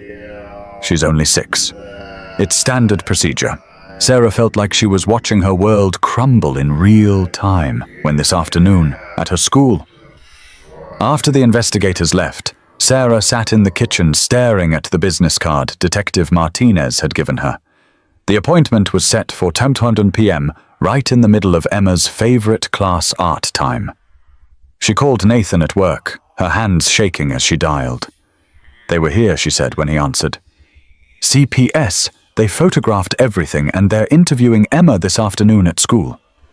Nathan was quiet for so long that Sarah thought the call had dropped. "Nathan, I'm here. I'm coming home. You don't have to." "Yes, I do." Nathan arrived 30 minutes later, still in his work clothes, his face grim. He found Sarah pacing the kitchen like a caged animal. "Tell me exactly what happened." Sarah recounted the morning's events, watching Nathan's expression grow darker with each detail. When she finished, he pulled her into his arms. "This is going to be okay," he said, but his voice lacked conviction. "What if it's not? What if they decide I'm a bad influence? What if they think our living arrangement is inappropriate? Then we'll prove them wrong." But proving them wrong was easier said than done. That afternoon, while Emma was being questioned by strangers about her home life, Nathan and Sarah met with the family attorney Derek had recommended. Patricia Hawkins specialized in CPS cases, and she didn't sugarcoat the situation. "You're dealing with a perfect storm," she told them bluntly. "Single father, unrelated woman living on the property, no formal background checks, and an anonymous complaint that painted this as a potentially dangerous situation." "But Emma is happy and healthy," Nathan protested. "Her teachers will tell you that. Her doctor will tell you that." "I believe you," Patricia said. "But CPS has to consider worst-case scenarios. They've seen too many cases where children were harmed by people the parents trusted implicitly." She opened a file folder. "Here's what we need to do. First, formal background checks for both of you. Employment verification. Character references from everyone who knows your family situation. Medical records showing Emma's well-being. Academic records showing her progress." Sarah felt overwhelmed. How long does all this take? Weeks, possibly months. And during that time, CPS will be monitoring your household closely. Surprise visits, interviews with Emma. Scrutiny of your daily routine. "What's the worst-case scenario?" Nathan asked quietly. Patricia looked at him with sympathy. "Temporary removal of the child while the investigation concludes." Sarah felt the room spin. "They could take Emma. If they determine there's immediate risk, yes. But I don't think we're there yet. You have things working in your favor. Emma's obvious happiness, her academic improvement, the stability of the home environment." "What about the living arrangement?" Sarah asked. "Is that going to be a problem?" "Potentially. Unmarried adults living on the same property while caring for a child raises questions. CPS will want to ensure appropriate boundaries are maintained." Nathan and Sarah exchanged a look. They'd been carefully maintaining those boundaries for months, even as their feelings grew stronger. "We're not romantically involved," Nathan said. "This is a professional arrangement." Patricia studied both their faces. "Good. Keep it that way until this investigation is resolved." That evening, Nathan picked Emma up from school himself. She was quiet in the car, and when they got home, she went straight to her room, instead of running to find Sarah. Sarah was waiting in the kitchen, her face pale with worry. How is she confused? Scared. She doesn't understand why people are asking her questions about our family. They found Emma sitting on her bed holding her stuffed elephant and staring out the window. "Hey, sweetheart," Nathan said, sitting beside her. "How are you doing? The lady at school asked me lots of questions today," Emma said quietly. "About you and Sarah and our house. She wanted to know if I ever felt scared, or if anyone ever hurt me." Sarah's heart broke at the confusion in the child's voice. "Did you tell her the truth?" Nathan asked. Emma nodded. "I told her I'm happy. I told her Sarah takes good care of me and helps with homework and reads stories. I told her you're the best daddy in the world." She looked up at them with those serious brown eyes. But why was she asking, "Are you in trouble?" Nathan and Sarah exchanged a look over Emma's head. They'd agreed to be honest with her, but age-appropriately so. Sometimes when adults hear about families that look different from what they're used to, they want to make sure everyone is safe and happy. Sarah explained gently. "Are we a different kind of family?" "A little bit," Nathan said. "Most families have a mommy and a daddy living together. We have a daddy and Sarah who helps take care of you but lives in her own apartment." Emma considered this. "But we're still a family, right? Just a different kind?" Nathan felt his throat tighten. "What do you think?" "I think we're the best kind of family," Emma said firmly. "Because we chose each other." 3 days later, the investigation took a more serious turn. Detective Martinez returned with a court order requiring Emma to undergo a psychological evaluation to determine whether she showed signs of trauma or manipulation. "This is ridiculous," Nathan said, reading the paperwork. "Emma is fine. Better than fine. She's thriving." "I understand your frustration," Detective Martinez said. "But given the unusual nature of your living arrangement and some concerns that have been raised—" "What concerns?" Sarah interrupted. Detective Martinez consulted her notes. Questions about the appropriateness of an unrelated adult having unrestricted access to a vulnerable child. Questions about the stability of an arrangement based on mutual need rather than formal credentials. "Those aren't concerns," Nathan said angrily. "Those are judgments. You're judging our family based on assumptions and prejudice. Mr. Cross, I'm trying to ensure your daughter's welfare. That's my job." The psychological evaluation was scheduled for the following week. Dr. Rebecca Hartwell, a child psychologist who specialized in trauma and family dynamics, would conduct a comprehensive assessment. That night, Sarah couldn't sleep. She stood at the window of her apartment looking at the main house where Nathan and Emma were sleeping, and felt the weight of responsibility crushing her chest. Her phone buzzed with the text from Nathan. "Are you okay? Saw your light on," she replied. "Can't sleep. Thinking about what? About leaving. Before this gets worse." Her phone rang immediately. Nathan's voice was urgent when she answered.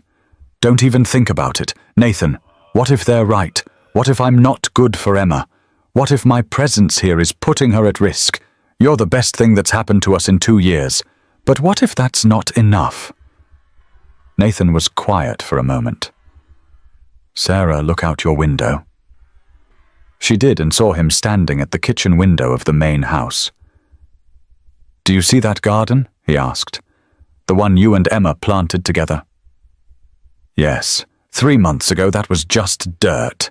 Now it's full of life. That's what you did for us. You took something barren and made it grow."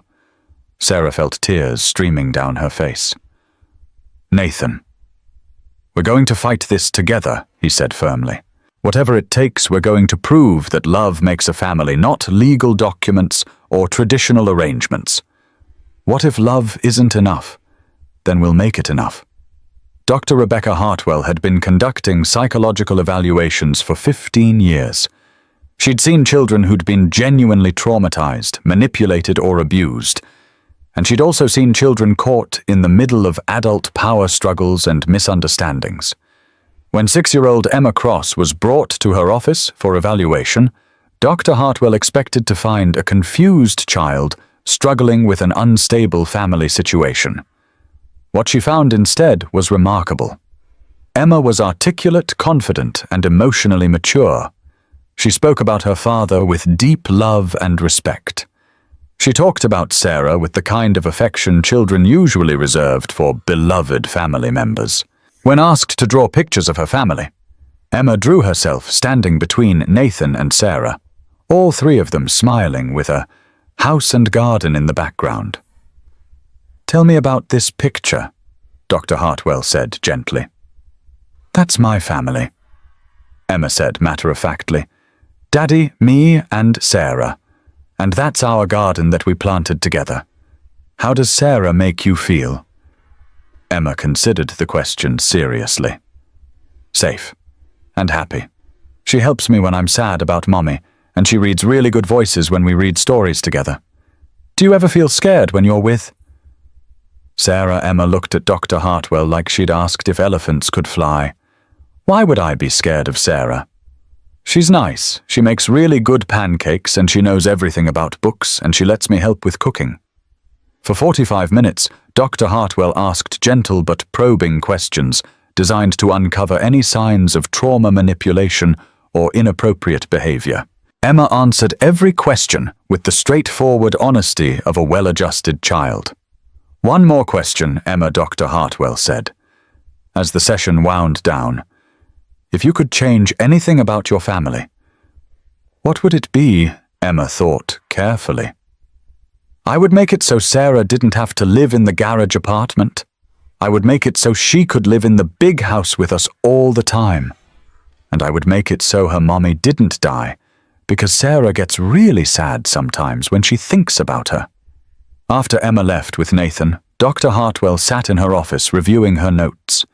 In 15 years of practice, she'd rarely seen a child so emotionally healthy and secure. Whatever was happening in the Cross household, it was working. She was preparing to write her report when something nagged at her memory. The name Sarah Mitchell sounded familiar, though she couldn't place why. That evening, Dr. Hartwell went through her old files trying to figure out why Sarah's name was familiar. It wasn't until she pulled out a file from 18 months ago that it clicked. Lisa Cross, Nathan's wife. She'd been a patient at Portland General during her final hospitalization. Dr. Hartwell remembered the case because it had been particularly tragic. A young mother dying unexpectedly during routine surgery, leaving behind a husband and small child. She'd been called in to consult on the family's grief counseling needs. But why would Sarah Mitchell's name be connected to that case? Dr. Hartwell pulled out her laptop and accessed the hospital's employee database. She had clearance to review files related to her patient's care, and something was telling her to dig deeper. It took her an hour to find it buried in the nursing shift records from the surgical ward. Sarah Mitchell, temporary nursing assistant, had been working the night shift rotation during the time Lisa Cross was hospitalized. Dr. Hartwell sat back in her chair, pieces clicking together. Sarah had been there. She'd been at the hospital when Lisa died. She might have even cared for Lisa during those final days. Was it possible that Sarah's meeting with Nathan and Emma hadn't been the random encounter they all believed it to be? Dr. Hartwell picked up her phone and called Nathan. "Mr. Cross, this is Dr. Hartwell. I need to ask you about something that came up during my evaluation. Could you and Sarah come to my office tomorrow? Is Emma okay? Did she say something concerning?" "Emma is fine. She's one of the most emotionally healthy children I've evaluated. But I have some questions about Sarah's background that I think you both need to hear." The next afternoon, Nathan and Sarah sat in Dr. Hartwell's office, both tense with anxiety.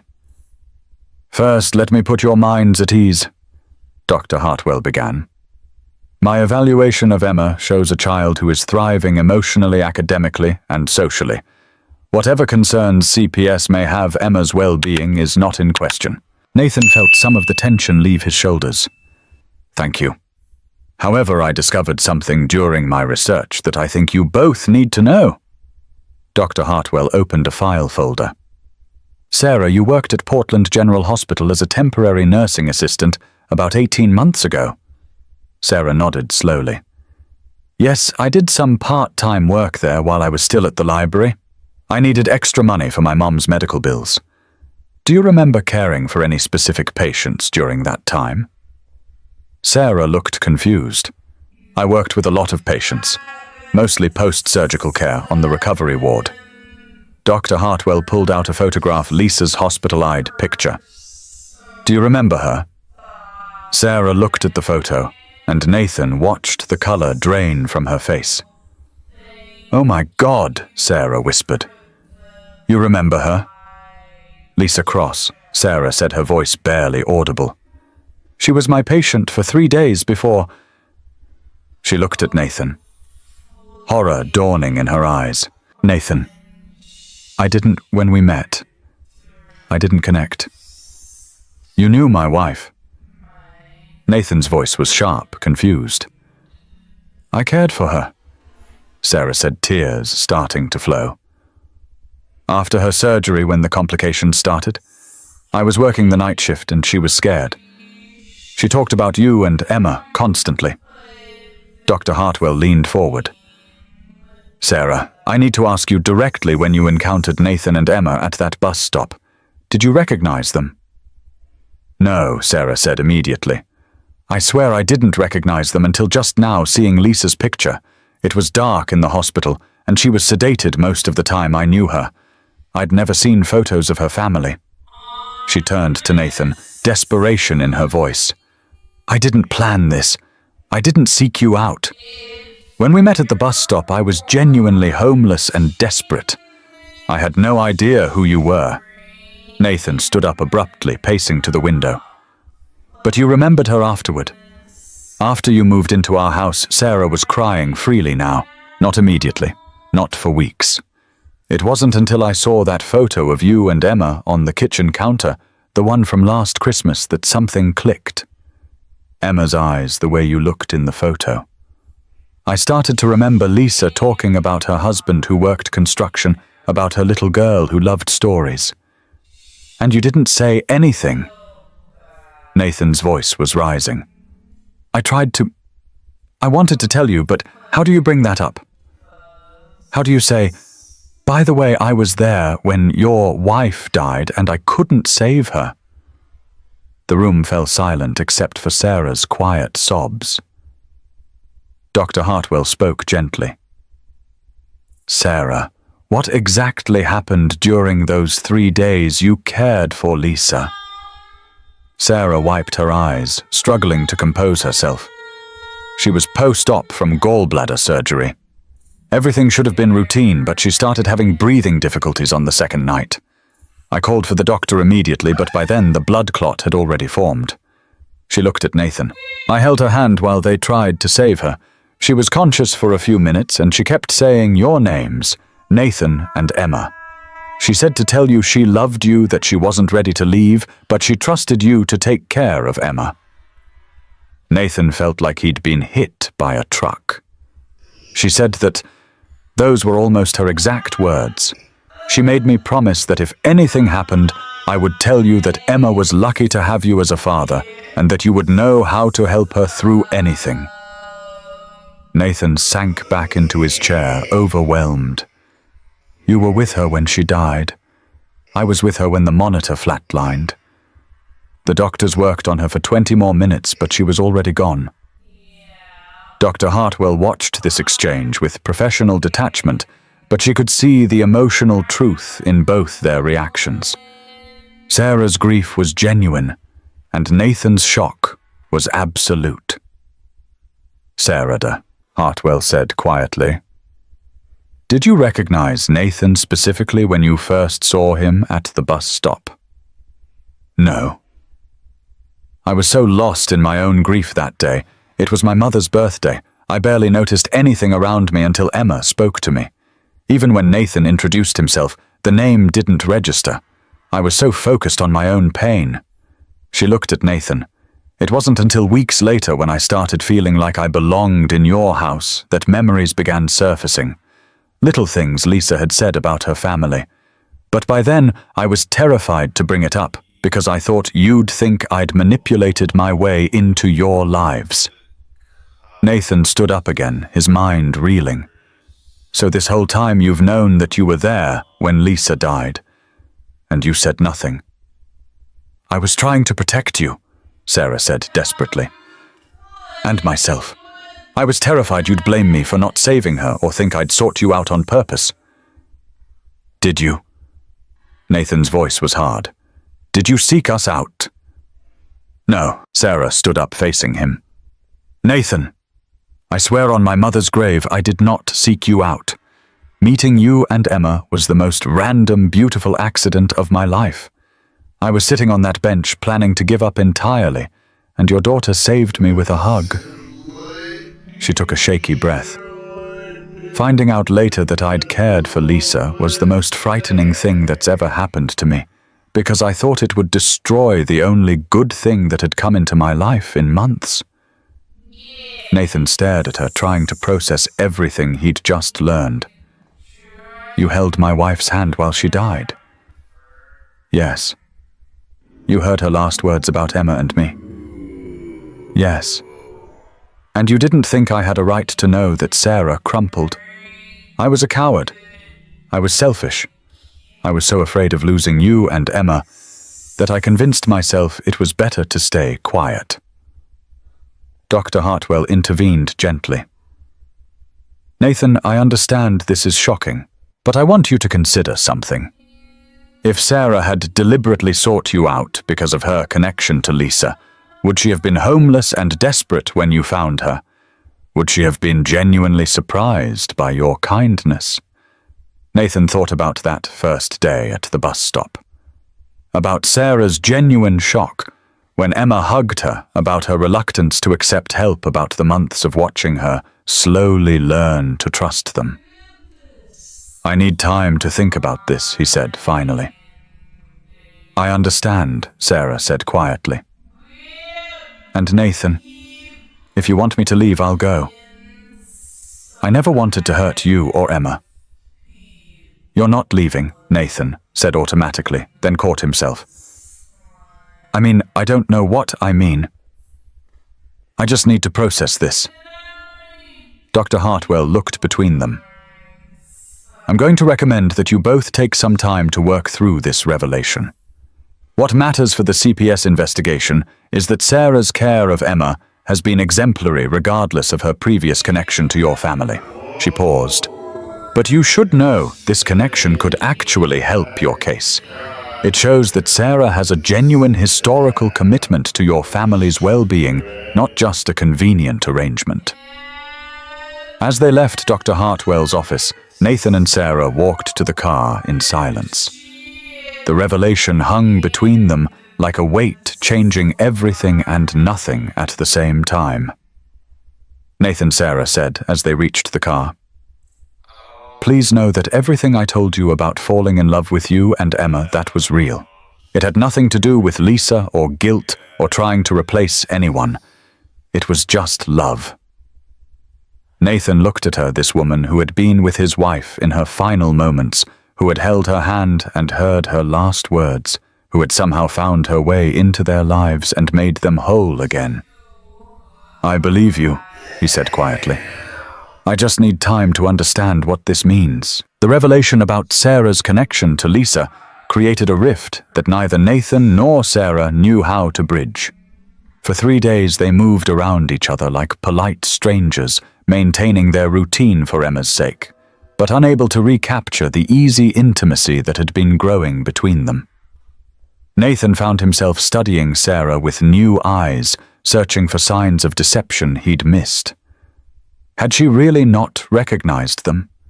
Had her homelessness been genuine, or had she somehow orchestrated their meeting? His logical mind told him her story made sense, but his grief-wounded heart struggled to trust. Sarah, meanwhile, was drowning in guilt and fear. Every interaction felt loaded with the weight of her secret now exposed. She watched Nathan watch her, seeing the doubt in his eyes, and felt the foundation of everything they'd built together cracking beneath her feet. Emma sensed the tension immediately. "Why are you and Daddy being weird with each other?" she asked Sarah on Wednesday evening as they worked on homework. "We're not being weird, sweetheart. We're just tired. You're sitting farther apart than usual. And Daddy didn't ask about the garden today." Emma's perceptiveness was both a blessing and a curse. Sarah knelt beside her chair, looking into those serious brown eyes. Sometimes adults have complicated feelings about things, she said carefully. "It doesn't mean we don't love each other. We just need time to work through some difficult stuff." "Did you do something bad?" The question hit Sarah like a physical blow. "I made a mistake," she admitted. "I should have told Daddy something important a long time ago, and now he's hurt that I waited so long." Emma considered this. "When I make mistakes, Daddy says sorry fixes most things. Some mistakes are too big for just sorry." "But Daddy loves you," Emma said with the absolute certainty of childhood. "And you love him, I can tell. So you'll figure it out." Sarah wished she shared Emma's confidence. Thursday morning brought the worst news yet. Detective Martinez called with an update on the investigation. "I'm required to inform you that we've received additional concerns about the household situation," she told Nathan over the phone. "What kind of concerns?" "Anonymous reports suggesting that Emma may be experiencing emotional manipulation related to the adult relationship developing in the home." Nathan felt rage spike through his chest. "That's ridiculous. Emma is fine. Dr. Hartwell's evaluation proved that." "Mr. Cross, I've read Dr. Hartwell's report. But given the recent discovery of Ms. Mitchell's prior connection to your family, some questions have been raised about her motivations. Her motivations. Whether her involvement with your family is based on genuine care or guilt and attachment stemming from your wife's death." Nathan sank into a chair. Someone had leaked the information about Sarah's connection to Lisa, and now it was being twisted into something sinister. Detective Martinez, "Sarah has never done anything to harm Emma. If anything, she's helped her heal from losing her mother. I understand your perspective, Mr. Cross, but I have to inform you that we're escalating this case to our senior review board. There will be additional interviews, possibly psychological evaluations for all adults in the household. How long will that take? Several weeks minimum. And Mr. Cross, I have to advise you that if the review board determines there are ongoing concerns about Emma's emotional environment, they may recommend temporary placement while the investigation concludes." The words hit Nathan like a sledgehammer. "You're talking about taking Emma away from me. I'm talking about ensuring her well-being while we sort through some complex circumstances." After Detective Martinez hung up, Nathan sat in his kitchen staring at the phone. The investigation that had started as a routine inquiry was spiraling into something that could destroy his family. He called Derek, who answered on the first ring. "It's getting worse," Nathan said without preamble. "They're talking about removing Emma from the home." Derek was quiet for a long moment, because of the connection to Lisa. Someone leaked that information, and now they're suggesting Sarah manipulated her way into our lives out of guilt or some kind of psychological compulsion? Nathan, you have to ask yourself, is there any truth to that? No, Nathan said immediately, then stopped. I don't think so. I don't know anymore. Here's what I think you need to consider, Derek said carefully. Maybe it doesn't matter whether Sarah consciously sought you out or not. Maybe what matters is whether her presence in Emma's life is healthy regardless of how it started. The investigation team doesn't see it that way. Then maybe it's time to make a difficult choice. Nathan knew what his brother was suggesting before Derek said it. If Sarah steps back voluntarily, if she removes herself from the equation, the investigation goes away. Emma stays with you, and you can rebuild your life without this complication. Sarah isn't a complication. She's family. She's a woman you've known for 4 months who has a psychological connection to your dead wife, Nathan. I know you don't want to hear this, but from the outside this looks unstable at best and manipulative at worst. That evening, Nathan found Sarah in the garage apartment packing her belongings into the same worn suitcase she'd brought with her months earlier. "What are you doing?" Sarah looked up, her face streaked with tears. "What I should have done the day you found out about Lisa. I'm leaving. I didn't ask you to leave. You didn't have to." "Nathan, they're going to take Emma away because of me. Because of my connection to Lisa, because of the questions about my motivations, because I was too selfish and scared to tell you the truth when I should have." She folded a shirt with shaking hands. "I won't be responsible for Emma losing her father. I won't be the reason your family gets torn apart." Nathan sat down heavily on the futon. "Where will you go?" "Back to the shelter, I guess. Maybe I can get my old job back at the library eventually." "Sarah, you don't have to do this." She stopped packing and looked at him. "Do you trust me, Nathan? Really trust me?" Nathan opened his mouth to say yes, then found he couldn't. The doubt was there, small but persistent, planted by weeks of investigation and questioning and his own grief-fueled fears. "I want to," he said honestly. "But you don't." Sarah nodded like she'd expected that answer. "I understand. I kept something huge from you. I let you fall in love with me while hiding the fact that I was there when your wife died. How could you trust me after that?" "It's not that simple." "It is that simple," Sarah said quietly. "Trust is the foundation of everything. And I broke it. Maybe not intentionally, but I broke it nonetheless." She zipped up her suitcase. "I love you, Nathan. I love you and Emma more than I thought possible. And because I love you, I'm walking away before I cause any more damage. Emma will be heartbroken. Emma will recover. Children are resilient. She has you, and that's enough." Nathan watched Sarah finish packing, feeling like something essential was being ripped away from him. But he couldn't find the words to stop her, couldn't overcome the doubt and fear that had been growing since he learned about her connection to Lisa. "Will you tell her goodbye?" Sarah shook her head. "It's better if I just go. Tell her I had to go take care of something important, and that I'll always remember our time together. That's not enough. It has to be." Sarah picked up her suitcase and looked around the small apartment that had been home for 4 months.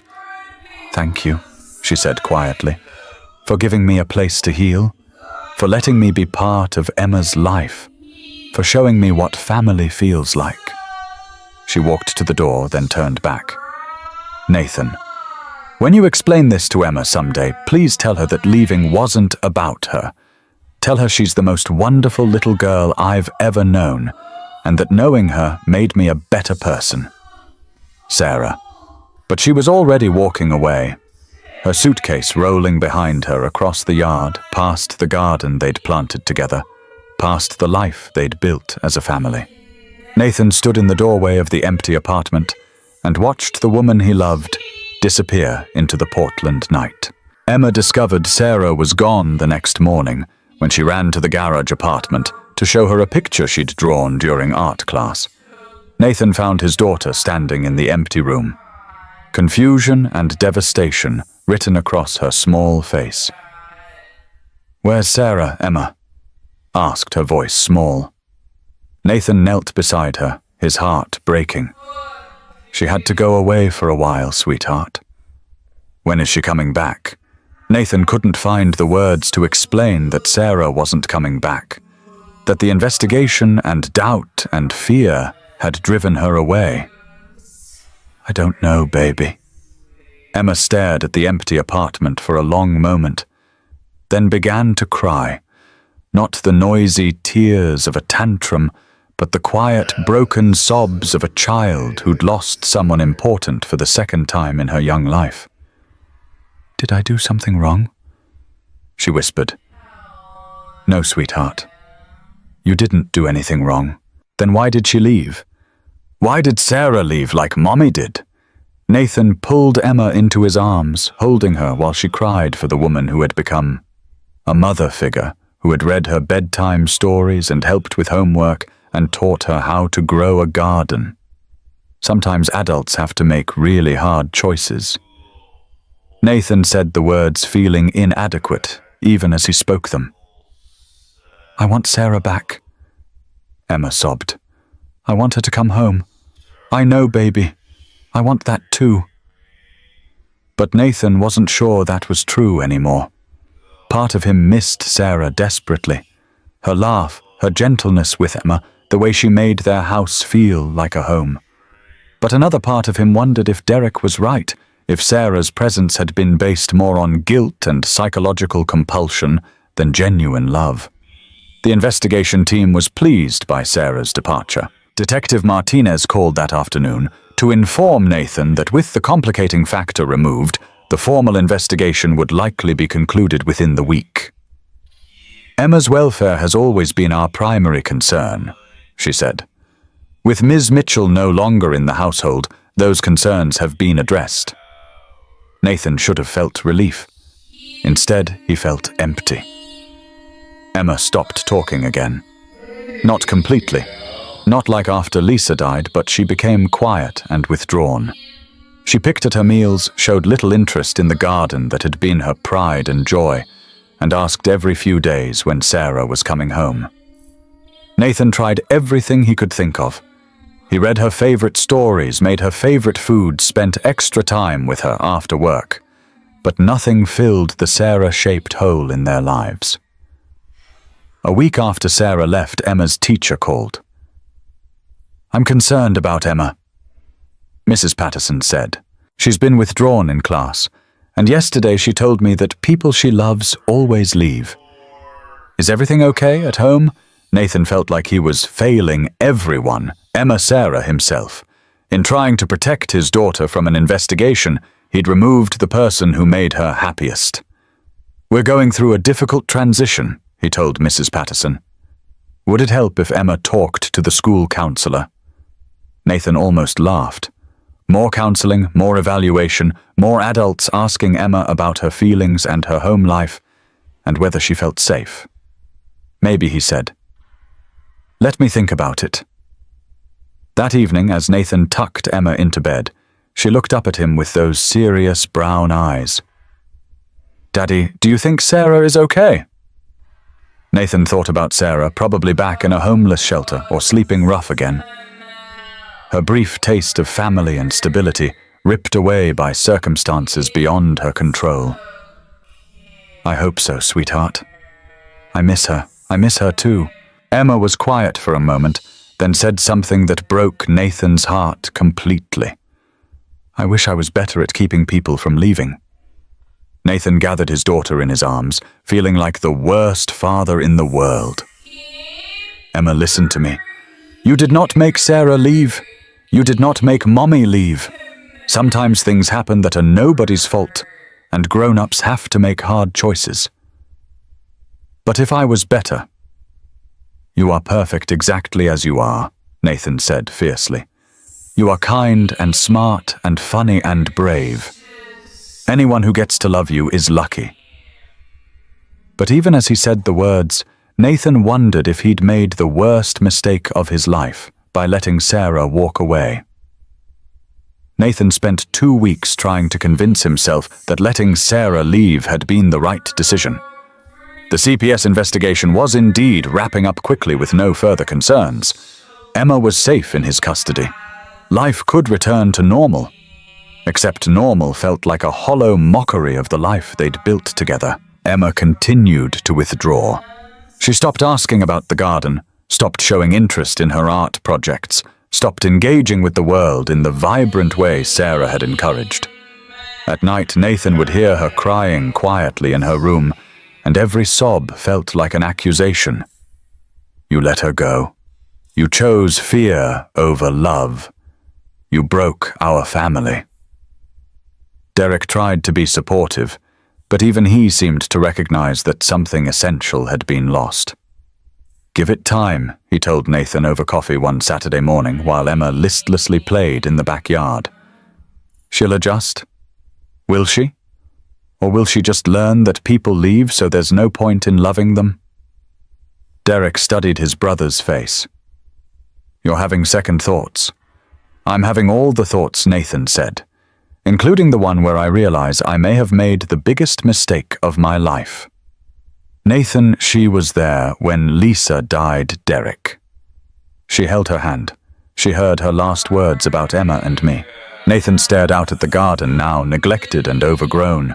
What if that wasn't a complication? What if that was fate? What if the universe gave us Sarah for a reason, and I was too scared to trust it? Derek was quiet for a long moment. What are you going to do? I don't know. I don't even know where she is. Finding Sarah was easier than Nathan expected, and harder than he could have imagined. The shelter downtown told him she'd stayed there for 3 nights, then disappeared. The library said she hadn't come in looking for work. It was Mrs. Rodriguez from the Bridge Club who finally gave him a lead. There's a woman who matches that description who comes to the food bank on Tuesdays and Fridays, she told Nathan when he worked up the courage to ask. Blonde hair, keeps to herself. Might be her. Tuesday afternoon, Nathan left Emma with Derek and drove to the community center where the food bank operated. He felt sick to his stomach as he scanned the line of people, waiting for assistance, looking for a familiar face. He found her near the back of the line, her head down, wearing clothes he didn't recognize. She looked thinner, more fragile, like the past 2 weeks had aged her years. Sarah. She looked up startled, and Nathan saw the full impact of what the past 2 weeks had done to her. Dark circles under her eyes, a brittleness to her movements that spoke of stress and poor sleep. Nathan. Her voice was barely a whisper. What are you doing here? Looking for you. You shouldn't be here. If CPS finds out, the investigation is closed, Nathan said. They dropped the case after you left. Something flickered in Sarah's eyes, relief mixed with pain. Good. That's good. Emma's safe. No, Nathan said firmly. Emma's not safe. She's heartbroken. She's stopped talking, stopped engaging with anything that used to make her happy. She cries herself to sleep, asking when you're coming home. Sarah's face crumpled. Nathan, please don't do this to me. I'm not doing anything to you. I'm asking you to come home. I can't. Why not? Because you don't trust me. Because you'll always wonder if I manipulated my way into your lives. Because Emma deserves better than a relationship built on doubt and secrets. Nathan stepped closer, lowering his voice. You're right. I didn't trust you. I let fear and doubt and other people's opinions matter more than what my heart knew to be true. He paused, gathering courage. But Sarah, I've had 2 weeks to think about everything. About that first day at the bus stop, about the months we spent building a life together. About the way you loved Emma, and the way she loved you. Nathan, I don't care that you were there when Lisa died. I don't care that you didn't tell me immediately. What I care about is that you held my wife's hand when she was scared that you heard her last words about our family, and that somehow, whether by chance or fate or divine intervention, you found your way to us when we all needed healing. Sarah was crying now, silent tears streaming down her face. I love you, Nathan continued. Emma loves you. We want you to come home. Not as an employee or a convenient arrangement, but as family. Real family. What if people talk? What if CPS gets involved again? Then we'll fight them. Together. As a family. Nathan reached out and took her hands. Sarah. I spent 18 months being afraid of loving someone and losing them again. But these past 2 weeks showed me something worse than loss regret. The regret of letting fear win over love. Sarah looked down at their joined hands. I was so afraid you'd think I engineered our meeting somehow, that I'd sought you out because of guilt about not saving Lisa. Did you? No, Sarah said immediately. Meeting you was the most random, beautiful accident of my life.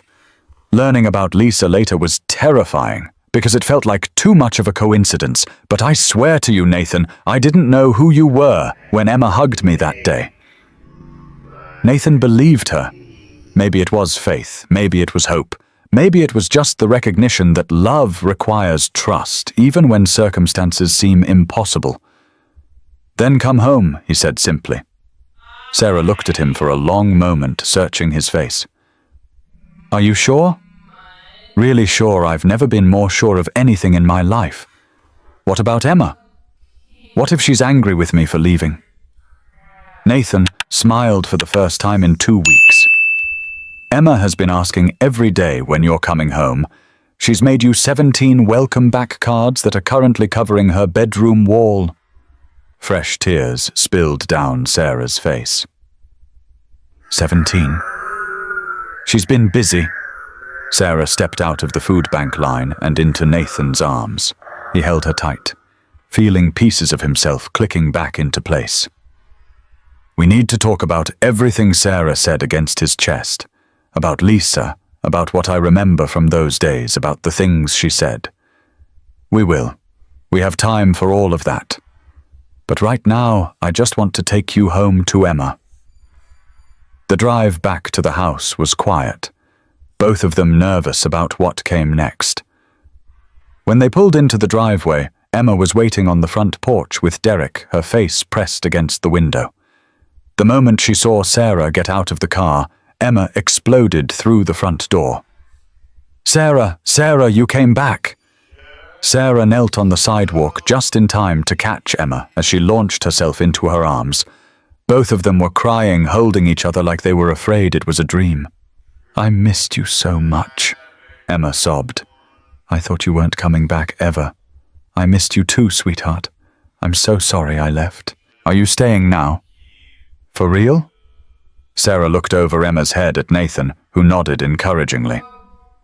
Yes, Sarah said. I'm staying for real. Derek approached cautiously, and Sarah prepared herself for another confrontation. Instead, he extended his hand. I owe you an apology, he said. I let my worry about Nathan and Emma cloud my judgment about who you are as a person. Sarah shook his hand, surprised. Thank you. Emma's been miserable without you, and watching Nathan these past 2 weeks, I've never seen my brother so lost. You're good for them. I was wrong to suggest otherwise. That evening after Derek left and Emma finally fell asleep curled up between Nathan and Sarah on the couch, like she was afraid they might disappear. Nathan and Sarah sat on the back porch talking. Tell me about those 3 days with Lisa, Nathan said quietly. Sarah took a breath, gathering her thoughts. She was scared. Not about dying, she didn't know how serious it was, but she was scared about leaving you and Emma alone. Nathan felt his throat tighten. She talked about you constantly, about how hard you worked, how much you loved Emma, how worried she was that you'd blame yourself if something happened to her. She was right to worry about that. She made me promise something, Sarah said softly, the night before she died when the doctors were getting worried, but still thought they could fix the clot. She made me promise that if anything happened, I would find a way to tell you that Emma would be okay, because she had the best father in the world. Nathan was quiet for a long moment. Did you think about that promise when you met us at the bus stop? No, Sarah said honestly. I wasn't thinking about anything except my own grief that day.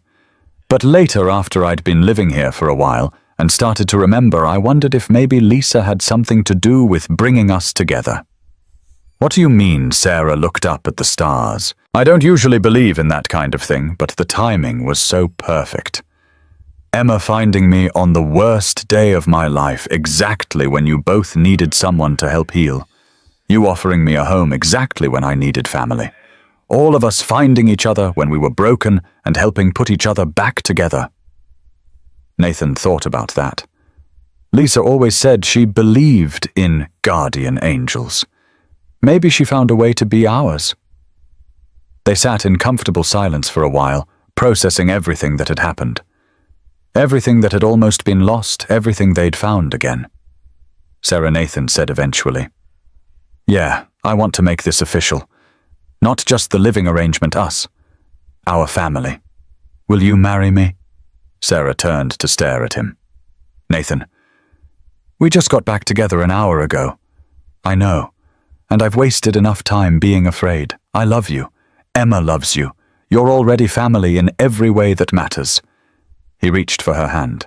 "I don't have a ring yet, and this isn't the romantic proposal you deserve, but I can't wait another day to ask. Will you marry me?" Sarah was quiet for so long that Nathan started to worry she'd say no. "Yes," she whispered finally. "Yes, but I have conditions. Anything. I want us to go to family counseling, all three of us. I want to make sure Emma's really okay with this, and I want us to learn how to communicate better so we never go through something like this again." Nathan nodded. "Agreed. And I want to be involved with Emma's relationship with Lisa's memory. I don't want to replace her mother or pretend she didn't exist. I want to help Emma honor Lisa while also building something new. I love that idea. And I want a long engagement. 6 months at least. Time to make sure this is right for everyone." Nathan smiled. "Whatever you need." Sarah leaned over and kissed him, soft and sweet and full of hope. "Then yes, Nathan Cross. I'll marry you." The news of their engagement spread through the neighborhood like wildfire, and the responses surprised everyone. Mrs. Chen was the first to show up at their door carrying a casserole and wearing an expression of deep remorse.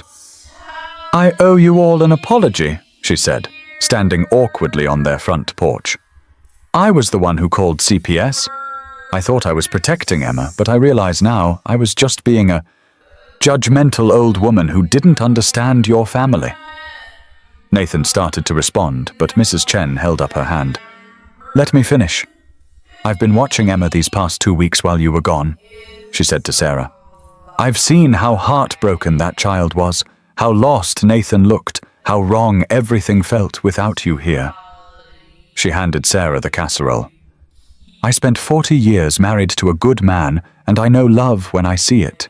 You three love each other, and that's all that matters." Sarah accepted the casserole with tears in her eyes. "Thank you, Mrs. Chen. Call me Dorothy. And if anyone gives you trouble about your family, you send them to me. I'll set them straight." The support continued to pour in. Emma's teacher sent a note congratulating them on their engagement and expressing relief that Emma was happy again. The neighbors who had quietly defended their arrangement during the investigation came forward with offers of help with wedding planning. Most surprising was the call from Detective Martinez. "I wanted to apologize for the stress our investigation caused your family," she told Nathan. "After reviewing all the evidence and testimony, it's clear that Emma has been thriving in your unconventional but loving household." She paused. "For what it's worth, I think you all found each other for a reason. Sometimes the best families are the ones we choose." Dr. Hartwell recommended a family counselor named Dr. Jennifer Walsh, who specialized in blended families and childhood grief. Their first session was awkward, with Emma shy about talking to another stranger about her feelings. But Dr. Walsh had a gentle approach that put them all at ease. "Emma, can you tell me what it was like when Sarah left?" she asked during their second session. Emma looked at Sarah, then back at Dr. Walsh. "It was like when Mommy died, but different. With Mommy, I knew she couldn't come back, even though I wanted her to. With Sarah, I thought maybe she didn't want to come back. And how do you feel now that she's back happy, but also scared that she might leave again?" Dr. Walsh turned to Sarah. "How do you respond to that fear?"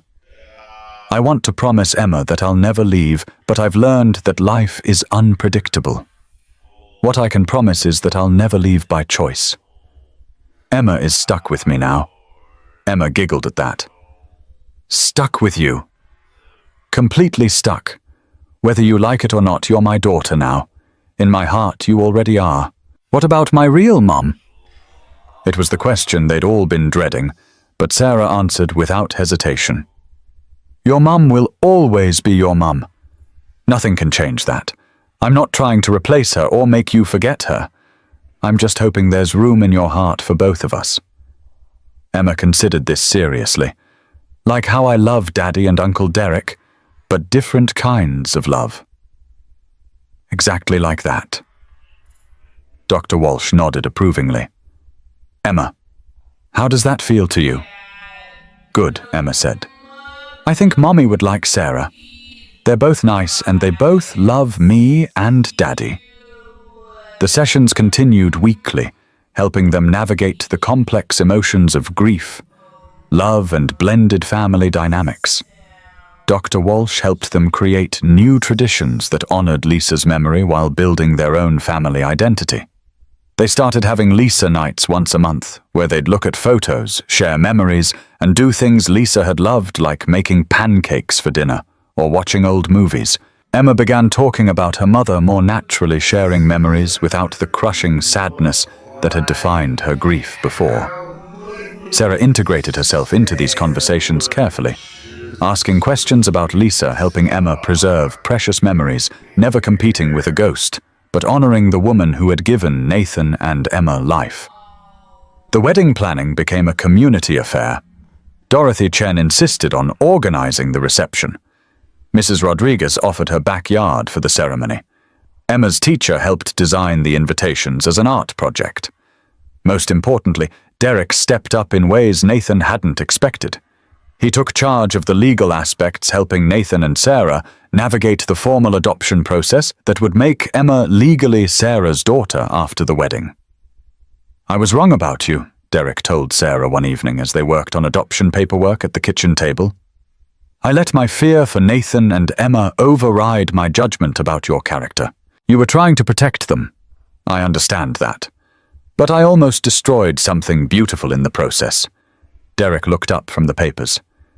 Sarah, I need you to know Emma's adoption isn't just a legal formality. You're becoming part of our family, and that means you're stuck with me too. Sarah laughed. I'm starting to understand that stuck is a term of endearment in your family. The highest form of endearment, Derek confirmed. As spring turned to summer, their garden came back to life under Sarah's patient care. She and Emma planted new vegetables, adding herbs that would be ready for their wedding reception. The garden became a symbol of their family, something that had been neglected during their separation, but with attention and love had grown back stronger. Emma threw herself into wedding preparations with the enthusiasm only a 7-year-old could muster.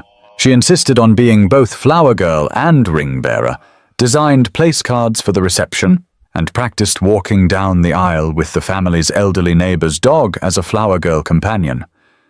This is going to be the best wedding ever, Emma announced one evening after a particularly intensive rehearsal in the backyard. Why's that? Nathan asked, scooping her up for a hug. Because we're not just getting married. We're becoming a real family. We've been a real family for months, sweetheart. I know, Emma said seriously. But now it's going to be official. Now Sarah gets to be my mum for real, and nobody can say it's wrong. Nathan felt his throat tighten. Is that what you want? For Sarah to be your mum? Emma looked at Sarah, who was hanging lights for the reception. I want both. I want to remember my first mom who I loved, but who had to go to heaven. And I want Sarah to be my second mom, who gets to stay here and love me every day. That sounds perfect, Nathan said. I think so too. 3 days before the wedding, they had one final family counseling session. How are you all feeling about the wedding? Dr. Walsh asked. Excited, Emma said immediately. And happy. And a little nervous because lots of people will be watching. What about you, Nathan? Grateful, Nathan said, taking Sarah's hand. A year ago, I thought my chance at happiness was over. Now I'm marrying my best friend and Emma's getting the mother she deserves.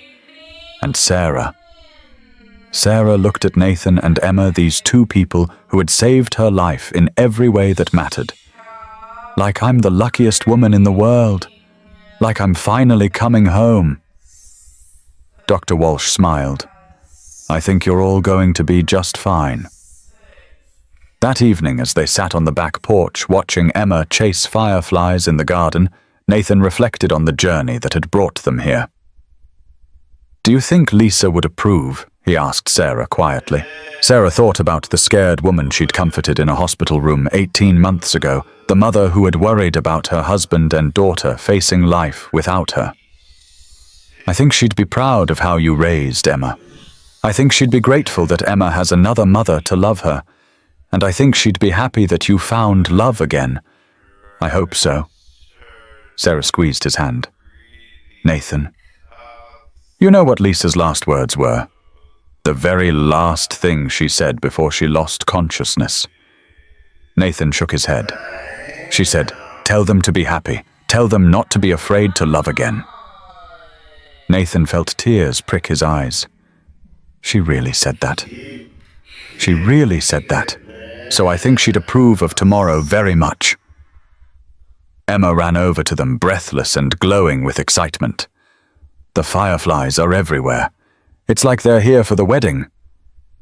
Nathan scooped his daughter into his lap, and Sarah wrapped her arms around both of them. In the gathering dusk, surrounded by the garden, they'd grown together. They sat as a family on the eve of making it official. Tomorrow they would stand before their community and promise to love and cherish each other through whatever life brought. But tonight, they were already home. Saturday morning dawned clear and bright, the kind of perfect June day that Portland rarely delivered. Sarah woke in the guest room of Dorothy Chen's house, where she'd spent the night according to Dorothy's firm beliefs about wedding traditions. Emma had insisted on waking up with Sarah arriving at Dorothy's door at 7 a.m. with her flower girl dress and an armload of excitement. It's wedding day, Emma announced, bouncing on Sarah's temporary bed. Are you ready to marry Daddy? I'm ready, Sarah said, pulling Emma into a hug. Are you ready to be my daughter? I've been ready forever, Emma said seriously. I picked out something special for you. Emma ran to her overnight bag and pulled out a small wrapped box. I made this with Uncle Derek. Well, he helped with the important parts.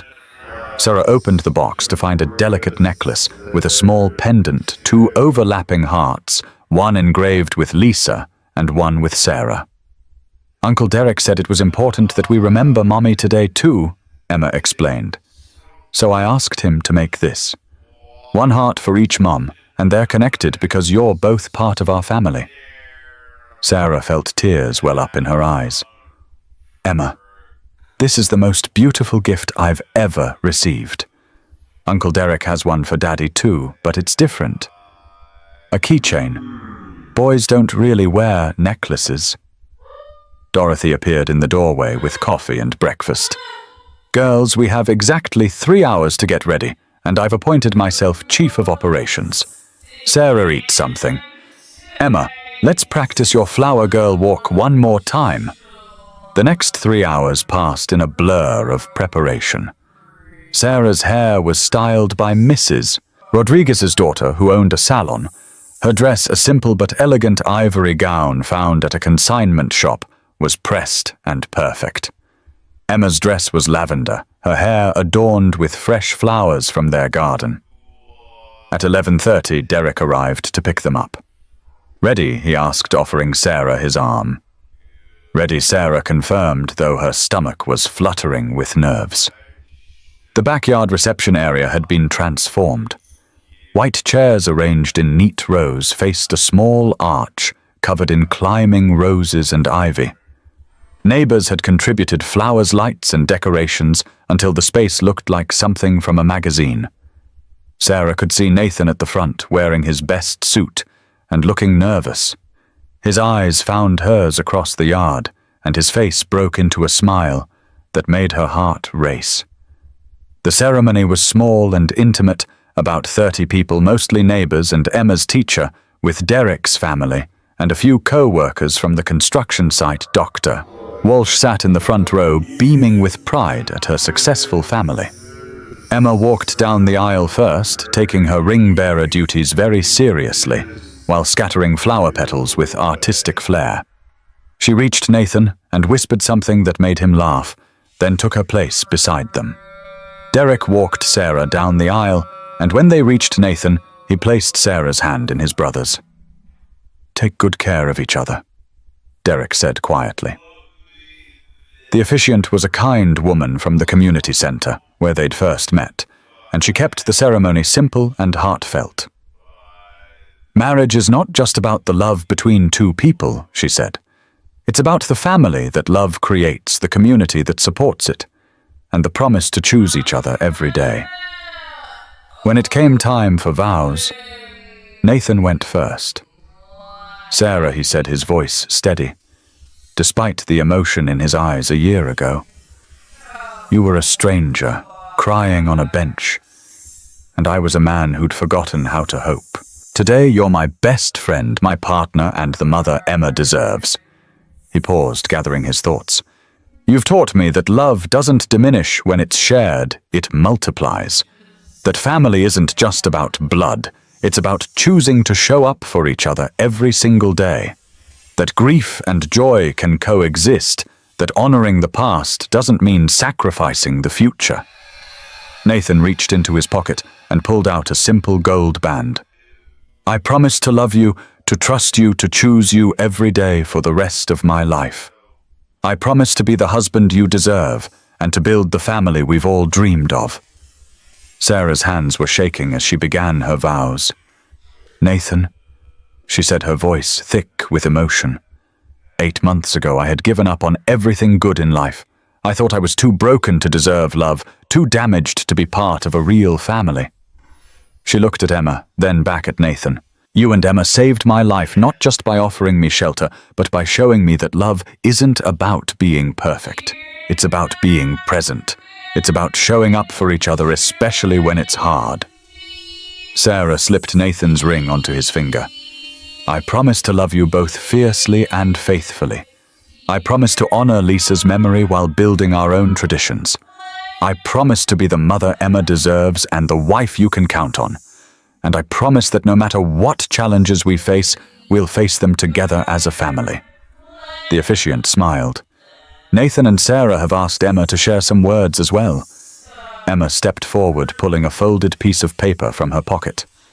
"I wrote this myself," she announced proudly, then began to read in her clear, serious voice.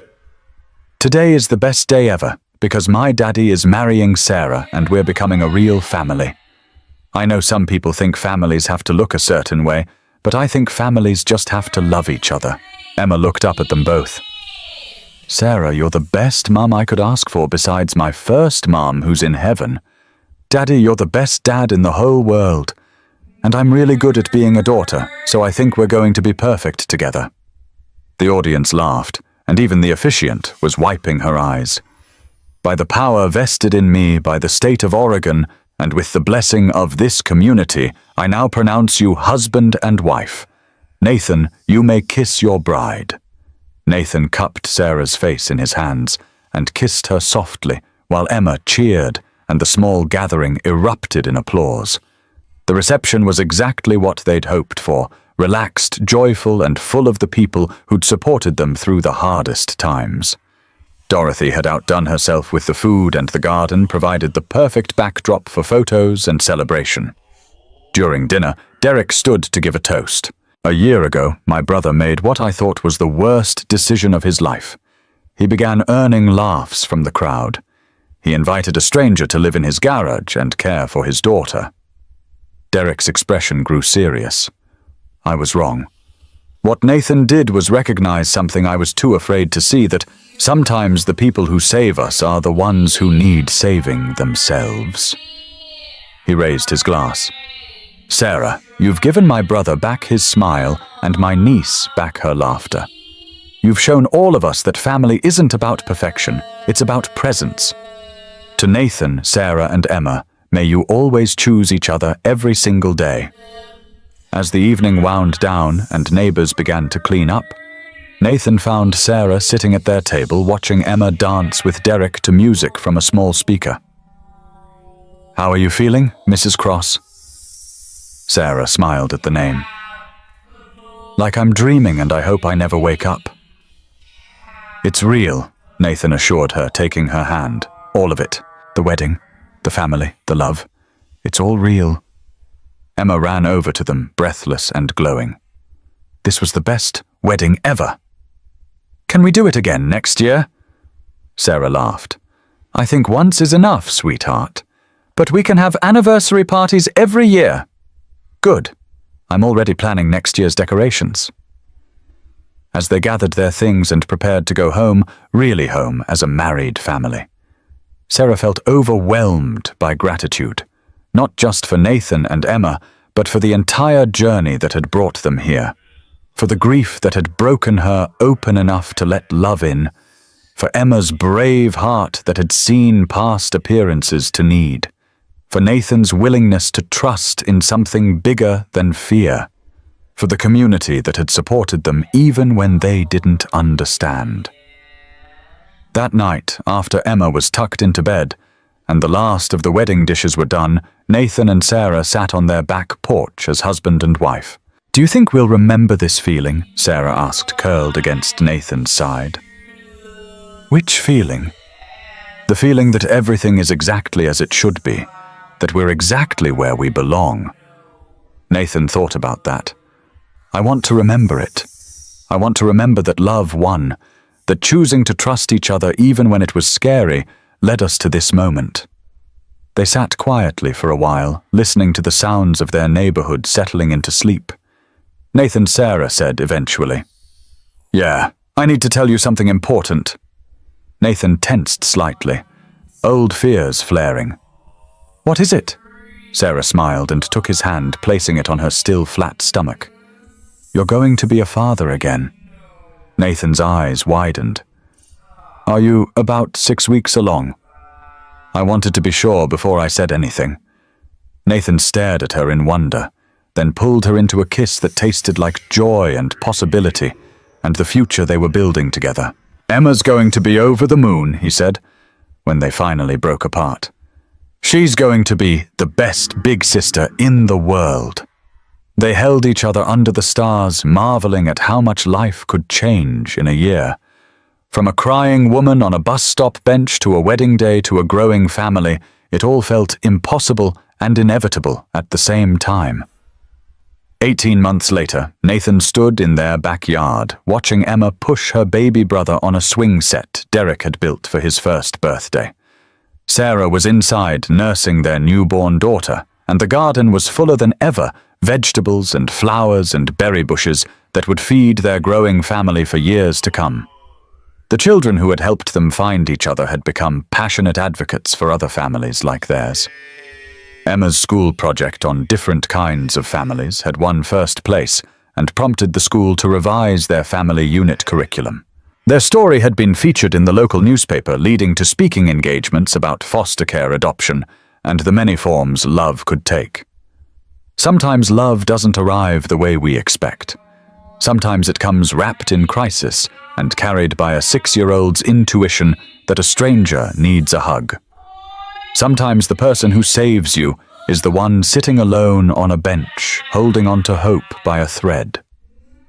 Friends, if this story touched your heart the way it touched mine, if it reminded you that second chances exist, that broken doesn't mean beyond repair, that sometimes all someone needs is to be seen, please don't just watch and walk away. Hit that subscribe button and be part of our family. We share stories every week that remind us that love always finds a way, that kindness is never wasted, and that the most beautiful families are sometimes the ones we choose. If this story moved you, share it with someone who needs to remember that their story isn't over yet. Sometimes the best chapters are still unwritten, waiting for that one moment of courage when someone chooses to stop, to see, to help, to love. Drop a heart in the comments if you believe in second chances, and tell us about a time when kindness changed your life. Your stories matter, and they inspire us to keep believing in the power of love, to heal, to hope, and to make broken things beautiful again. Thank you for watching, And remember, sometimes the family we need finds us exactly when we need them most.